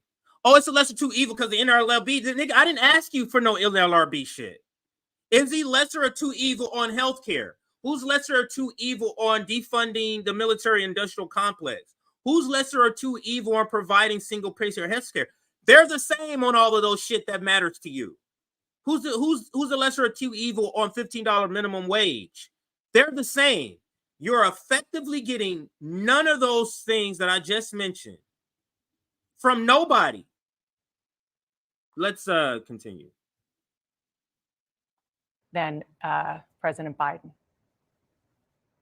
For us, we have survived the Trump presidency 4 years ago, and Ooh, I'm not blind to what's being said by Donald Trump and other Republican presidential candidates. However, Democrats nationally need to reckon with the question of what does it mean for them to potentially lose thousands of voters on the response to this human rights issue, and what are they going to do about it? The question you posed me is actually a question that should be posed back to the president. What will he do to regain the trust and respect of the Arab American and broader Muslim American community? And the position that we're taking. Now, I'm a person, I analyze people's mannerisms as they talk, and I'm a person who believes in you read people best that way, and I lean heavily into that ever since I've been a kid, and I'm always going to lean into that. And Tails, she is astonished how good this guy is. And when during the answer, you can see her face go, fuck, like your mind does a glitch, so you blink and you have like you twitch. It's very quick. You got to see it, but that's your brain sort of hearing something that resonate, and you physically have to snap yourself out of going down the pathway of truth or going down. It's a awakening that you try to snap yourself out of. And let's watch now. I pick it up. I'm gonna play it again. You tell me if you see anti-Semitic foreigners at our college. You tell me if you see the flinching as he's giving his answer to her question and how good it is. She's amazed. Vote for President Biden, and they either vote for Donald Trump or don't vote and could potentially tip the scales when it comes to the numbers to Donald Trump in your very important state of Michigan. How would that be better for your constituents than? And what I'm doing is I'm comparing her face or mannerisms before she's talking. She's not doing any of these blinking and clenching and none of that. I mean, not she's blinking. She's not doing any of these twitching that you're going to see she does when he's answering the question. And President Biden. For us, we have survived the Trump presidency 4 years ago, and I'm not blind to what's being said by Donald Trump and other Republican presidential candidates. However, Democrats nationally need to reckon with the question of what does it mean for them to potentially lose thousands of voters on the response to this human rights issue, and what are they going to do about it? Right there. The question you posed me is actually a question that should be posed back to the president. What will he do to regain the trust and respect of the Arab American and broader Right Muslim American there, community? the And licking of position the that lips. we're taking, one in which we're demanding He's a call realizing for this is a ceasefire, fucking is actually great the position of the majority of fucking Americans. answer that this guy is providing. She goes, she's realizing, God damn it. You guys scheduled a good one here. That's what she's realizing right here as he's speaking. I'm going to rewind it again. We're going to hear a lot of the same thing, but this type of thing is very interesting to me. You might be thinking, this is nothing. It's very interesting to me. The question you posed me is actually a question that should be posed back to the president.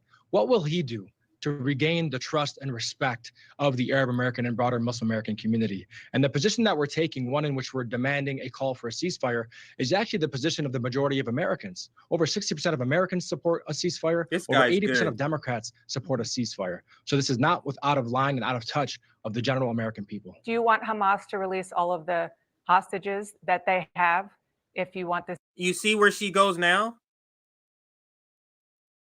You see this shit?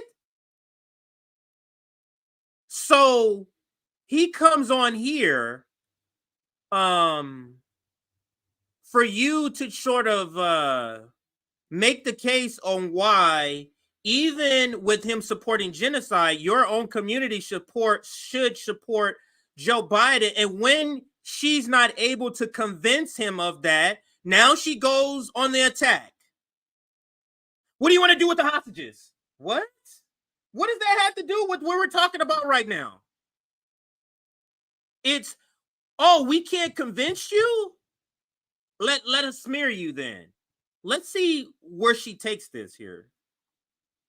Want the ceasefire? Absolutely, and I would love for Israel to release the thousands of hostages that they also have. All hostages should be released unconditionally.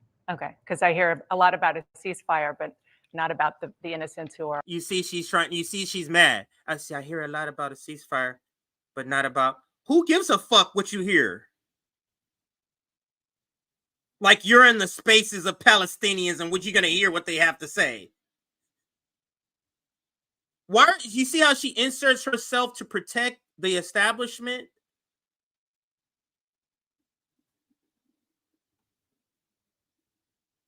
She's mad. She wasn't able to get this guy because she had a gotcha question. Look at Trump. Look at all the boogeyman Trump. And he said some terrible shit. And she thought she was going to be able to come to him and he'd be like, I'm afraid. Okay, we're going to. And he was like, no, we've lived through Trump. Get the fuck out of here. We've lived through that guy. And they've lived through Netanyahu, motherfucker. They lived through that. Fucking Dana Bash. Who are also being held inside Gaza. Yeah, we have a very strong value statement. I do not believe that any innocent man, woman, or child should be killed, and that there's no qualifier to the statement. Anybody not calling for a ceasefire. You hear what he just said? There's no qualifier to the statement. Like you guys do. There's no qualifier. Fire is instituting a qualifier, that there is a justification at any point in time for the killing of any innocent man, woman, or child. So I call for the release of all hostages on both sides immediately and unconditionally, and also for the ceasing of the killing, the cessation of all killing, a ceasefire of any innocent man, woman, or child. Okay, I'd love to have more of a policy discussion with you. No, you would not. Shut the fuck up. No, you would not. And why would he need to have a policy discussion with you, reporter? That's not your job. Let's get to the next item because there is some more content on this great this guy is a great advocate, and I don't know his politics. I'm just talking about on this issue. So maybe he has some other politics on other issues, but on this issue, he's great. What I want to show you is it this one?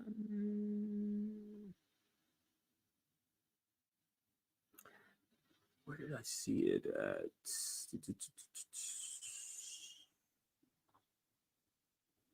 Wait a minute, everybody.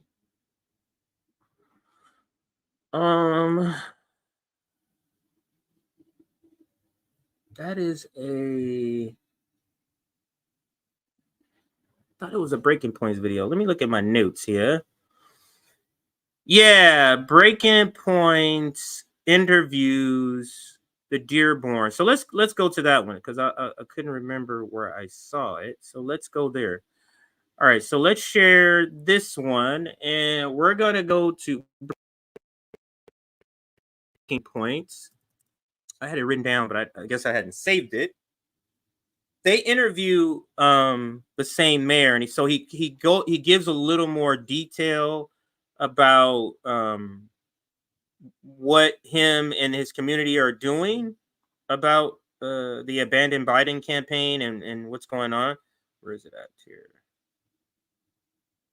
It is.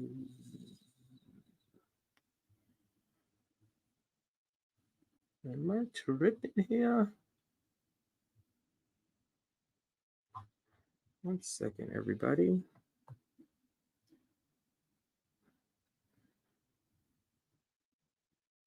Where do I have that?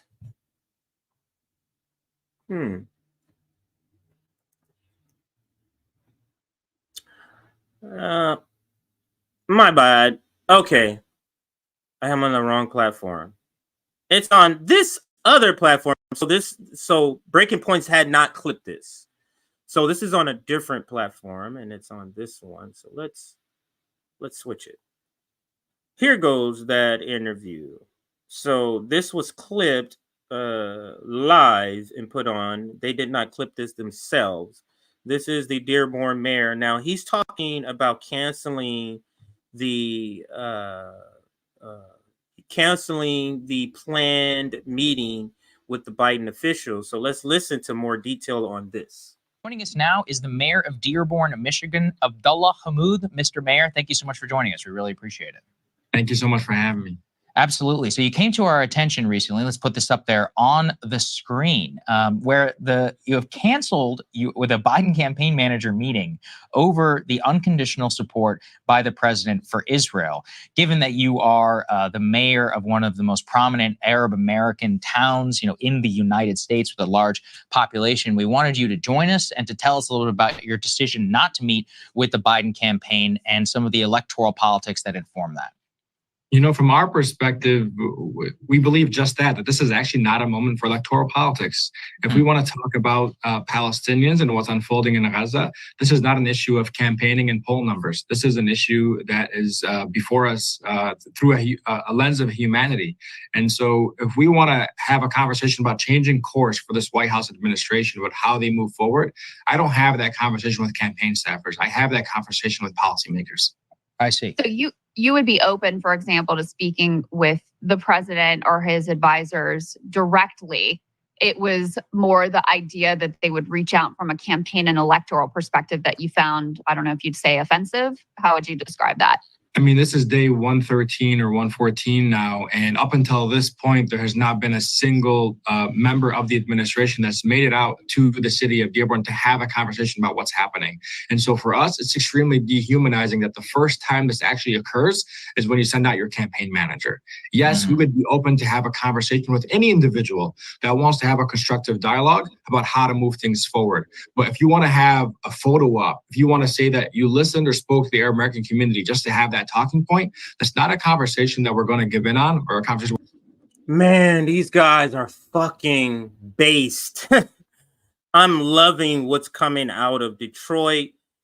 This community, I'm loving what's coming out. Just the clarity and the focus, the resolution in standing on principle and standing their ground. I don't think this group is going to fall in line.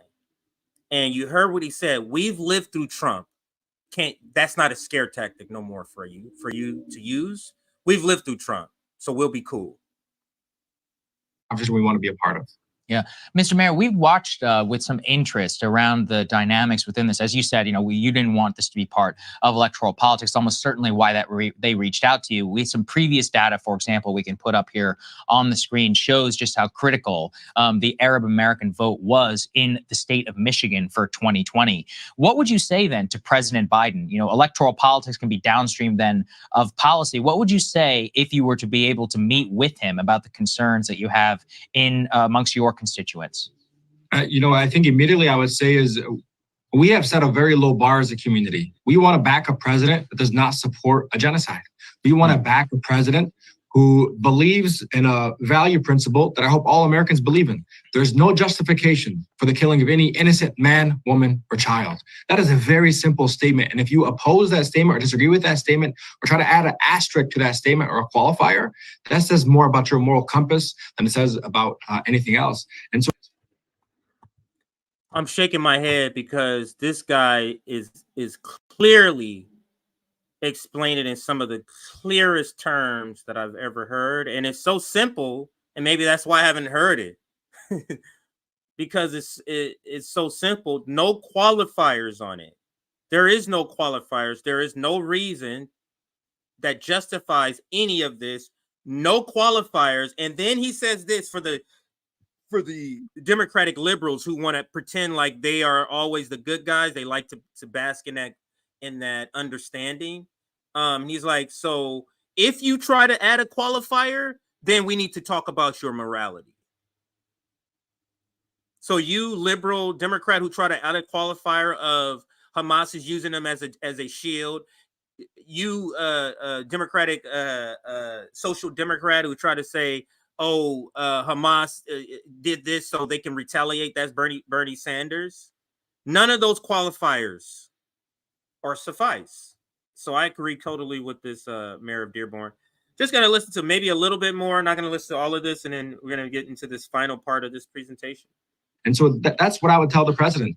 We're here. We want to have meaningful dialogue. We want to immediately demand a ceasefire to end the onslaught and the killing of innocent men, women, and children. But we have to have a constructive pathway moving forward. The argument of the lesser of two evils, the idea that Trump will destroy American democracy. Woo! So I listened to 2 minutes of this, and we are at 3 minutes and 15 seconds. So this particular answer I had not heard. But considering this guy's been pretty based on everything else, I'm excited to even hear what he's going to say about this. So let's listen. The idea that Trump will destroy American democracy. That is a question that needs to be put back into the hands and the laps of the current president. What will you do to avoid the American democracy from being threatened by a Trump re-election? How are you navigating that question, and what are you hearing from your constituents? Because as you know, and you've probably been told directly, basically the Biden camp thinks they'll get over it. When they think about Trump on the other side, as their other choice on the ticket, who's called for a Muslim ban and would probably also be fully backing the genocide, they'll come to their senses in their view, and they'll vote for Joe Biden once again. Now, what are you hearing from your constituents about how they're navigating that question? And how are you thinking about that question with your own moral compass? We have residents who have had loved ones buried under the rubble in their residential towers after being bombed by Israeli fighter jets. We have had loved ones who have lost 12 plus family members. That is not something you ever forget about. Not now, and not in a matter of a few hundred days before an election season, something that you just move past. I've run for office 4 times now, previously as a state representative and now as mayor. And each time the question falls on the candidate. What will they do to earn the vote and the trust of the constituency that they're trying to represent? It's not a question you put back on the community of how dare you potentially allow somebody to threaten our democracy back into office? The candidate has to win over the residents of the country they're trying to serve. And really that question has to be put back to the president. People have tried to come to us and say this is, strictly an Arab American issue or a Muslim American issue. And I also disagree with that notion. Over 80% of Democrats believe a ceasefire is the right pathway forward. Heck, the majority of Republicans believe that a ceasefire is the right path forward. And so I think it's time for the White House and for our congressional leaders to hear what Americans are asking for and to deliver on the promise of being decent human beings and bringing decency back to that White House. Let me ask you this, Mr. Mayor. The undertone of a lot of what you're saying is that some people are not necessarily going to vote for Biden just because he tells them to say so. So we had an organizer for the ceasefire of New Hampshire here on the show, and we asked him explicitly, he said, okay, what is the goal of this? Is it just to send a message to President Biden, or is it to actually threaten, his ability to potentially get reelected? And he said solely it was just trying to get a message to President Biden who he remains and who he supports. So where do you stand kind of in that heuristic of looking at this issue? Our primary elections are in about, less than 30 days. And we are, I am not at this point committed to voting for Joe Biden. Heck, I'm not committed to voting for President Joe Biden in November. I think what you're going to see is a majority of my community, majority of Dearbornites, sit this presidential election out. And more than just the presidential election, it's also the U.S. Senate. We don't have a front-running candidate who's also called for a ceasefire. And so I think what the Democrats risk is not only losing the White House, but also flipping the U.S. Senate back to. Wow.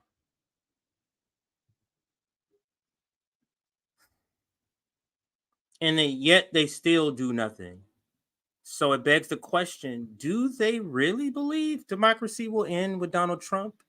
It's a rhetorical question. Of course they don't believe that.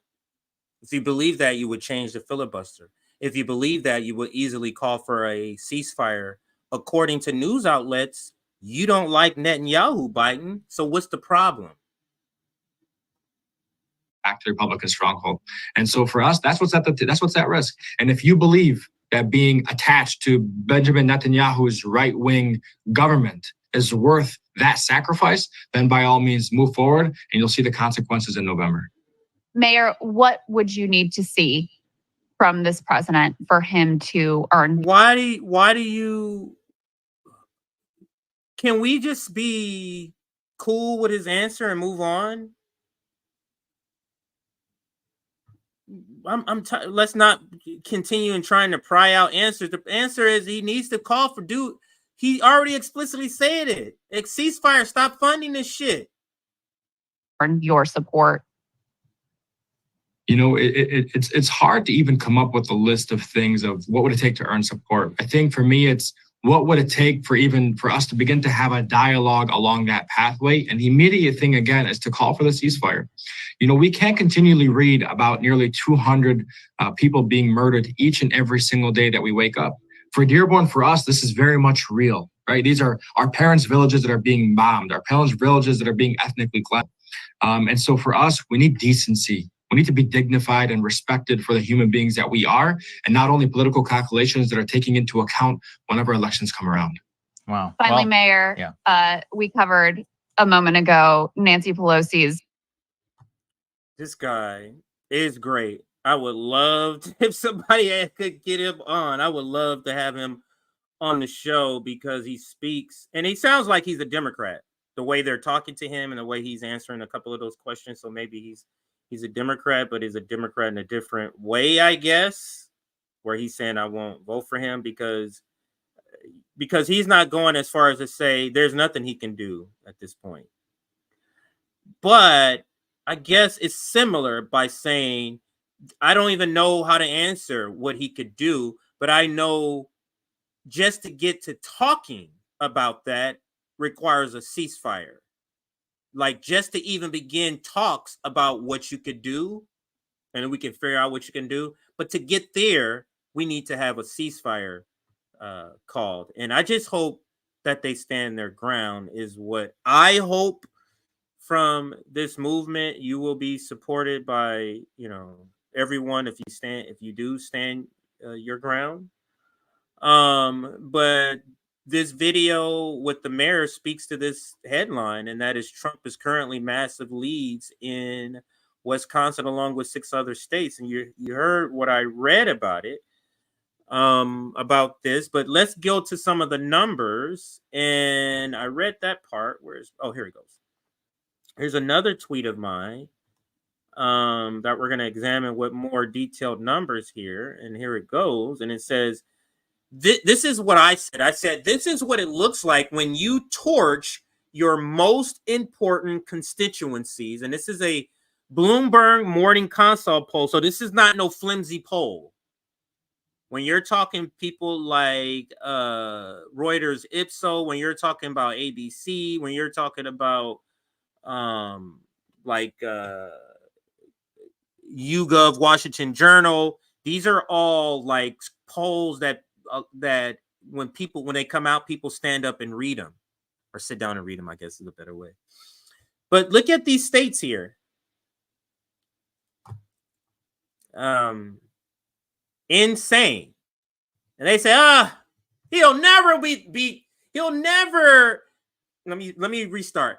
All this time before these polls flipped, maybe 6 to 8 months ago, when these polls start to flip, what they were able to say up until that point was, look at the polling. President Biden is winning the polling. President Biden is within the margin of error of the polling. That fell by the wayside. They could no longer say that. President Biden, he's not winning national polls. National polls don't matter after he kept losing. It matters in swing states. Swing states, he's losing. Then the swing states start, these swing state polls, these are outliers. What matters is the trends. Then the trend. Everything they set a new goalpost, that new goalpost is ran through. North Carolina, Trump up by 10. Nevada up by 8. Georgia up by 8. Wisconsin up by 5. Michigan up by 5. Right there. All outside of the margin of error, all wins. That's 1, 2, 3, 4, 5 states. This is 7 states. I said 6 earlier, but this is 7 states listed here. Nevada would be the one that I'm looking to move to. So I will be going from California to a swing state, which would be interesting. Michigan is where Rome is in. And he's down by 5 points. And this is the poll that is referring to. This is the poll, and this is an interactive poll that it came out, and it has the details here for the receipts. I'm not going to go through the receipts here, but you see. And the headline is Trump now leads Biden across all 7 swing states. All 7 swing states, Joe Biden is losing. Let's go back now to the next receipt here. This video. Now,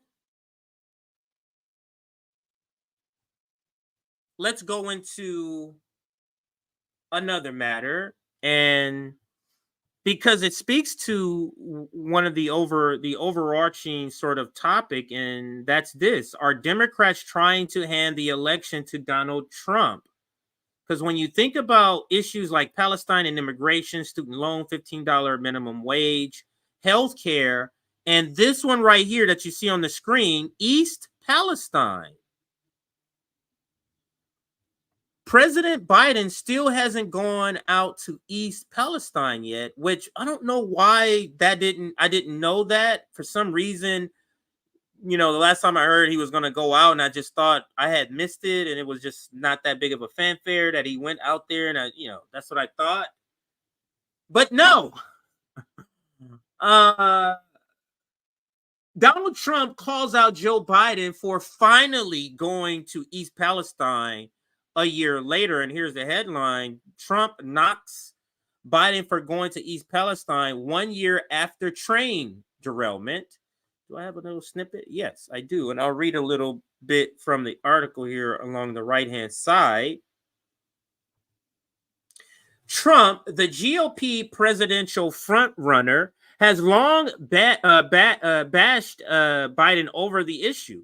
He sought to draw a contrast with the president by visiting East Palestine weeks after the derailment last year and he accused the administration of indifference and betrayal in its response. In a social media post, Trump hit Biden for finally visiting East Palestine after the White House announced Wednesday, that's this past Wednesday, the president would travel next month to meet with the residents impacted by the February 3rd, 2023 Norfolk train derailment. That is literally, so he's talking about basically going there on the anniversary, because the anniversary is in a few days. Where's my calendar? Anniversary's on Saturday. Anniversary's on Saturday of the train derailment, and he's in the middle of a election cycle. So now he's going out to East Palestine, and I do have a matching video to go with this particular part of this East Palestine part. So let's go with it. And of course, it is from Fox News, because they're the only ones that's going to report on this angle of the story in East Palestine, because MSNBC and CNN are not going to, they're going to pretend like there's nothing wrong with him coming a year later. So let's listen to this one here. I think this is Jesse Waters, but let's see. Fox News alert didn't see this coming. President Biden is finally agreeing to go to visit East Palestine, Ohio, 1 year after that toxic train derailment forced people from their homes and left the community in shambles. Peter Ducey live at the White House. Peter, you broke the story. What's up? Well, we don't know. And the question for President Biden today is, what took so long?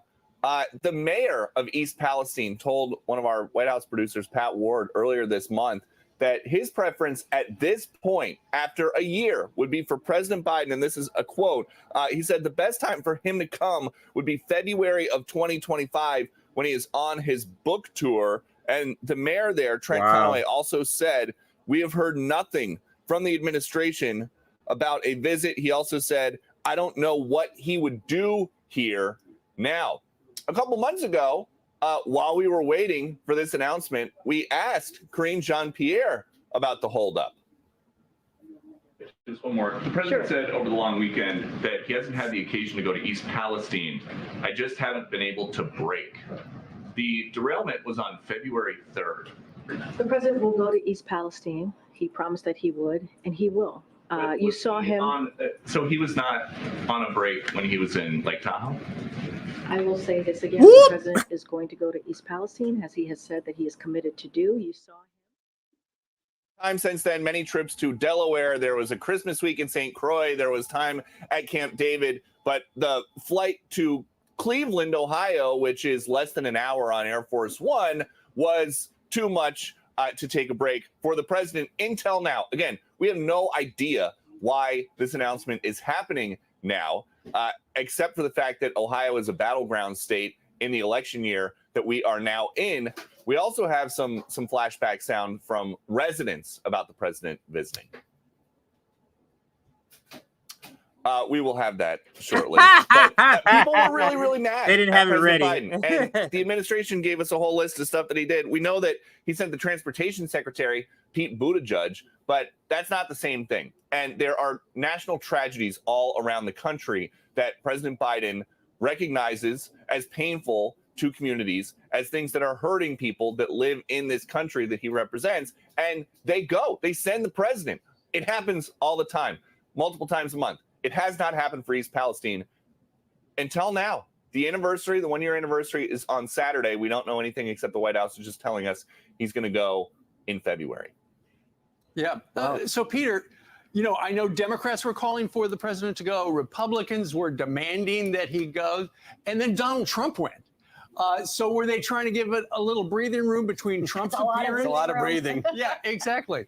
Yeah, that's a lot of breathing room. But the whole time, these people in East Palestine have been worried about breathing the air in their community. And so just at this point, and talking to people around here about this, it felt like, and this is my own personal reading of the situation, it felt like they were just going to skip it forever. Yeah, well, Peter, Trump won Columbiana County, where East Palestine is located, by nearly 72% of the vote in the 2020 presidential election. Very red county. Yeah, so do you think that might be why President Biden hasn't gone yet? Which would be a shame, because when he was running as president in 2020, he said he would be a president for all people.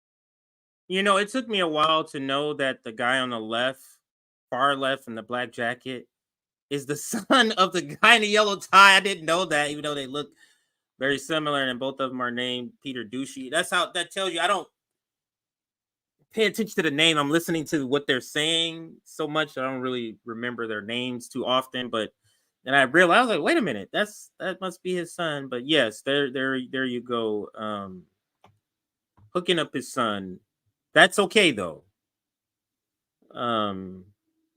Anyway, I don't want to get into that, but anyway, so that is one of the stories, or one of the clips, I'm sorry, I wanted to play for this particular story. And let's go to this next one here. And that is, I just wanted to bring up this. We read a snippet. I'm going to bring up the final or actual article now. This is from The Hill. And I read a little bit of it. I'll just read a little bit more. And it's the same headline. Trump knocks Biden for going to East Palestine 1 year after train derailment. And I'm going here so you can get the actual quote from President or former President Donald Trump. So let me show you that part. Here it goes. This is what Donald Trump wrote, and he says, with the world blowing up around us, with the Middle East on fire, Biden has finally decided to visit East Palestine, Ohio, a year late, and only to develop some political credibility because everything else he has done has been such a disaster. Trump wrote in a Wednesday morning Truth Social post, and he goes on to say, I know those great people. I was there when it counted, and his reception won't be a warm one. Worst president in history. And I mean, where's the lie in particular where Donald Trump on this specific part that we're talking about here? Here's Zoya. What's up, Zoya? The screenwriters of Electoral Politics season 47 make the same red-blue fight persuasive. Worst shit lib as usual.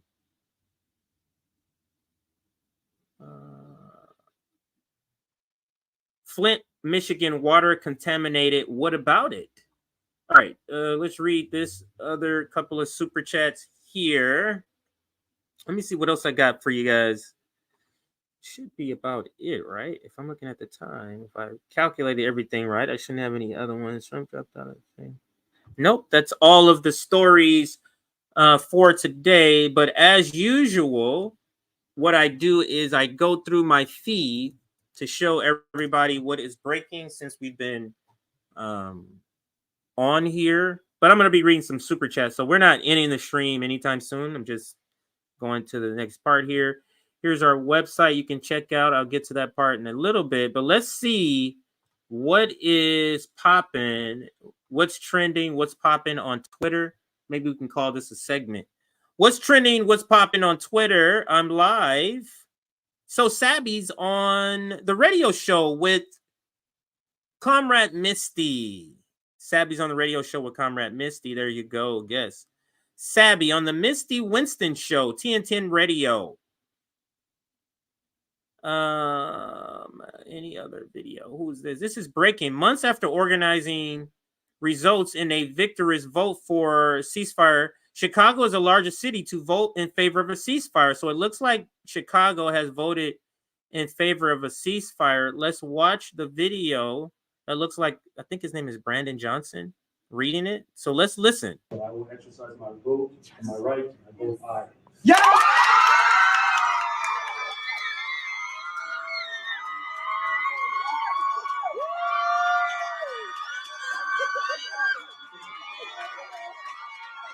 So I'm going to assume a few things here. If the mayor is exercising his vote, and that vote is what put it over, there must have been some sort of tie, and he's the tiebreaker. So waiting for his vote is what everybody was waiting for, who was in favor of this. But it looks like Chicago has become the largest city. It calls for a ceasefire from its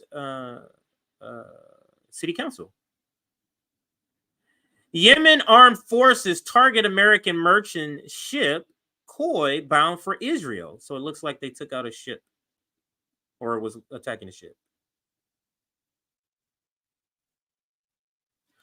Oh, wow. Pink Floyd news. I'm sorry. Yeah, Pink Floyd, Roger Waters. Nobody hates free speech more than their Israel and their foreign agent. Pink Floyd's Roger Waters dropped by music publisher BMG over Israel comment. Wow. So I probably should save that just in case I cover that. So I put them in stories. I have a stories category. This one too. I may cover this one too. We shall see. Let's continue. Here is breaking after facing immense pressure from. Oh, this is the same thing. The Chicago vote, the Chicago City Council. So that's just another angle. Somebody else in the audience talking about that same news here. Here's a clip to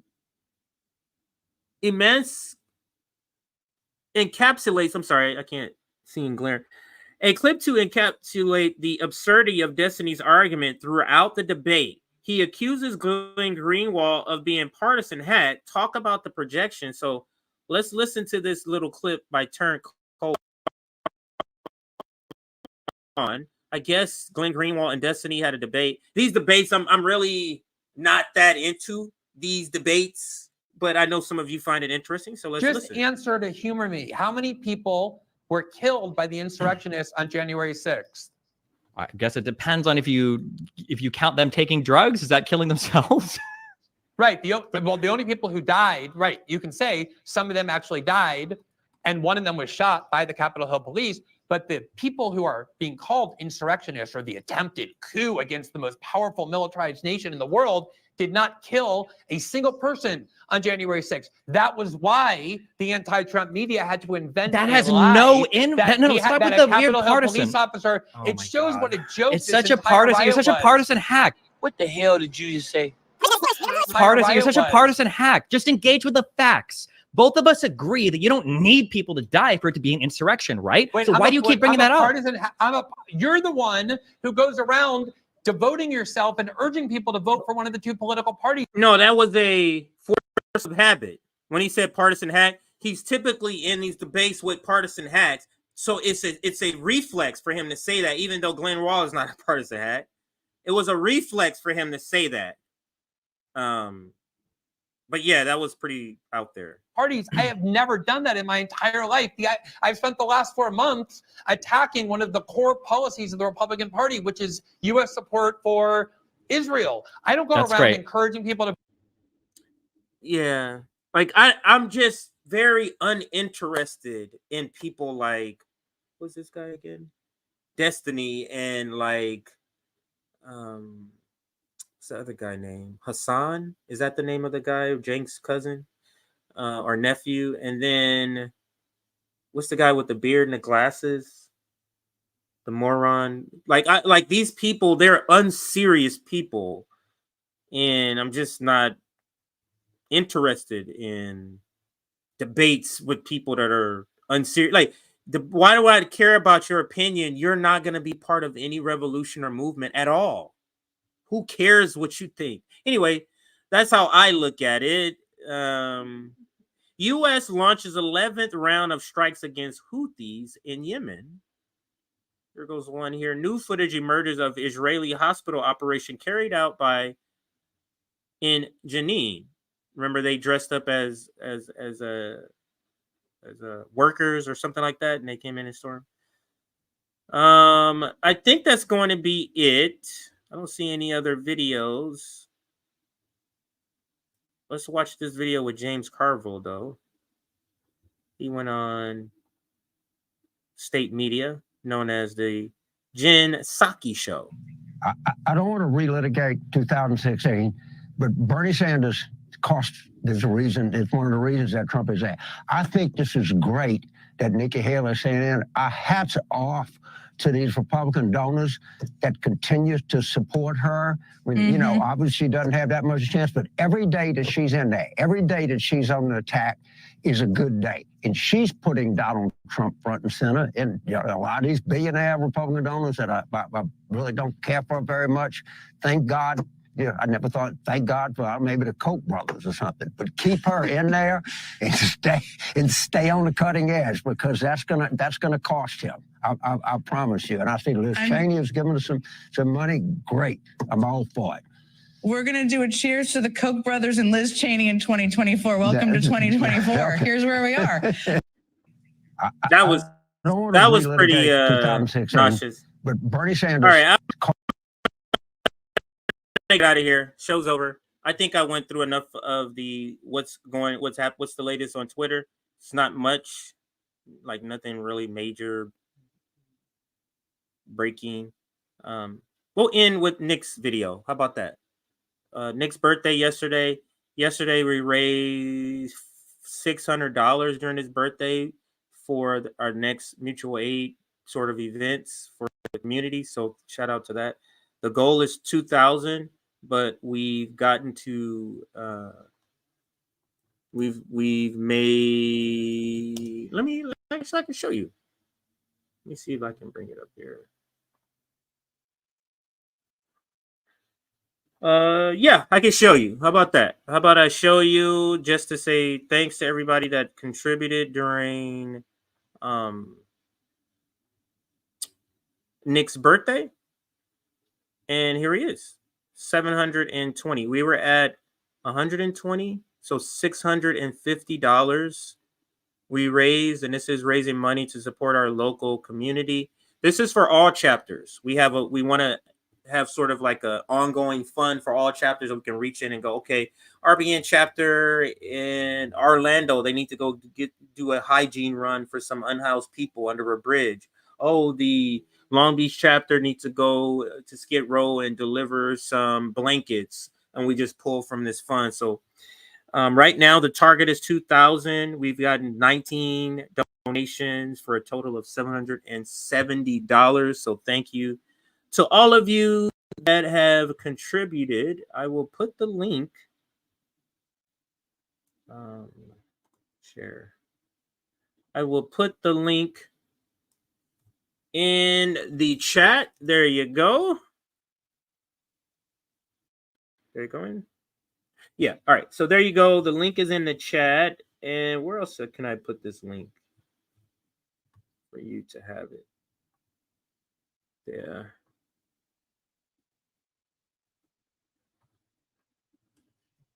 All right, so there's the link. It's in the chat. GoFundMe, and you see the little thing. So if you're able to contribute, if you're able to donate to a good cause instead of donating to a politician, reach out to mutual aid. If it's not RBN mutual aid, any mutual aid is what we say is the way forward, building community through mutual aid. So thank you for that. The next thing I want to show you, shout out, is our website.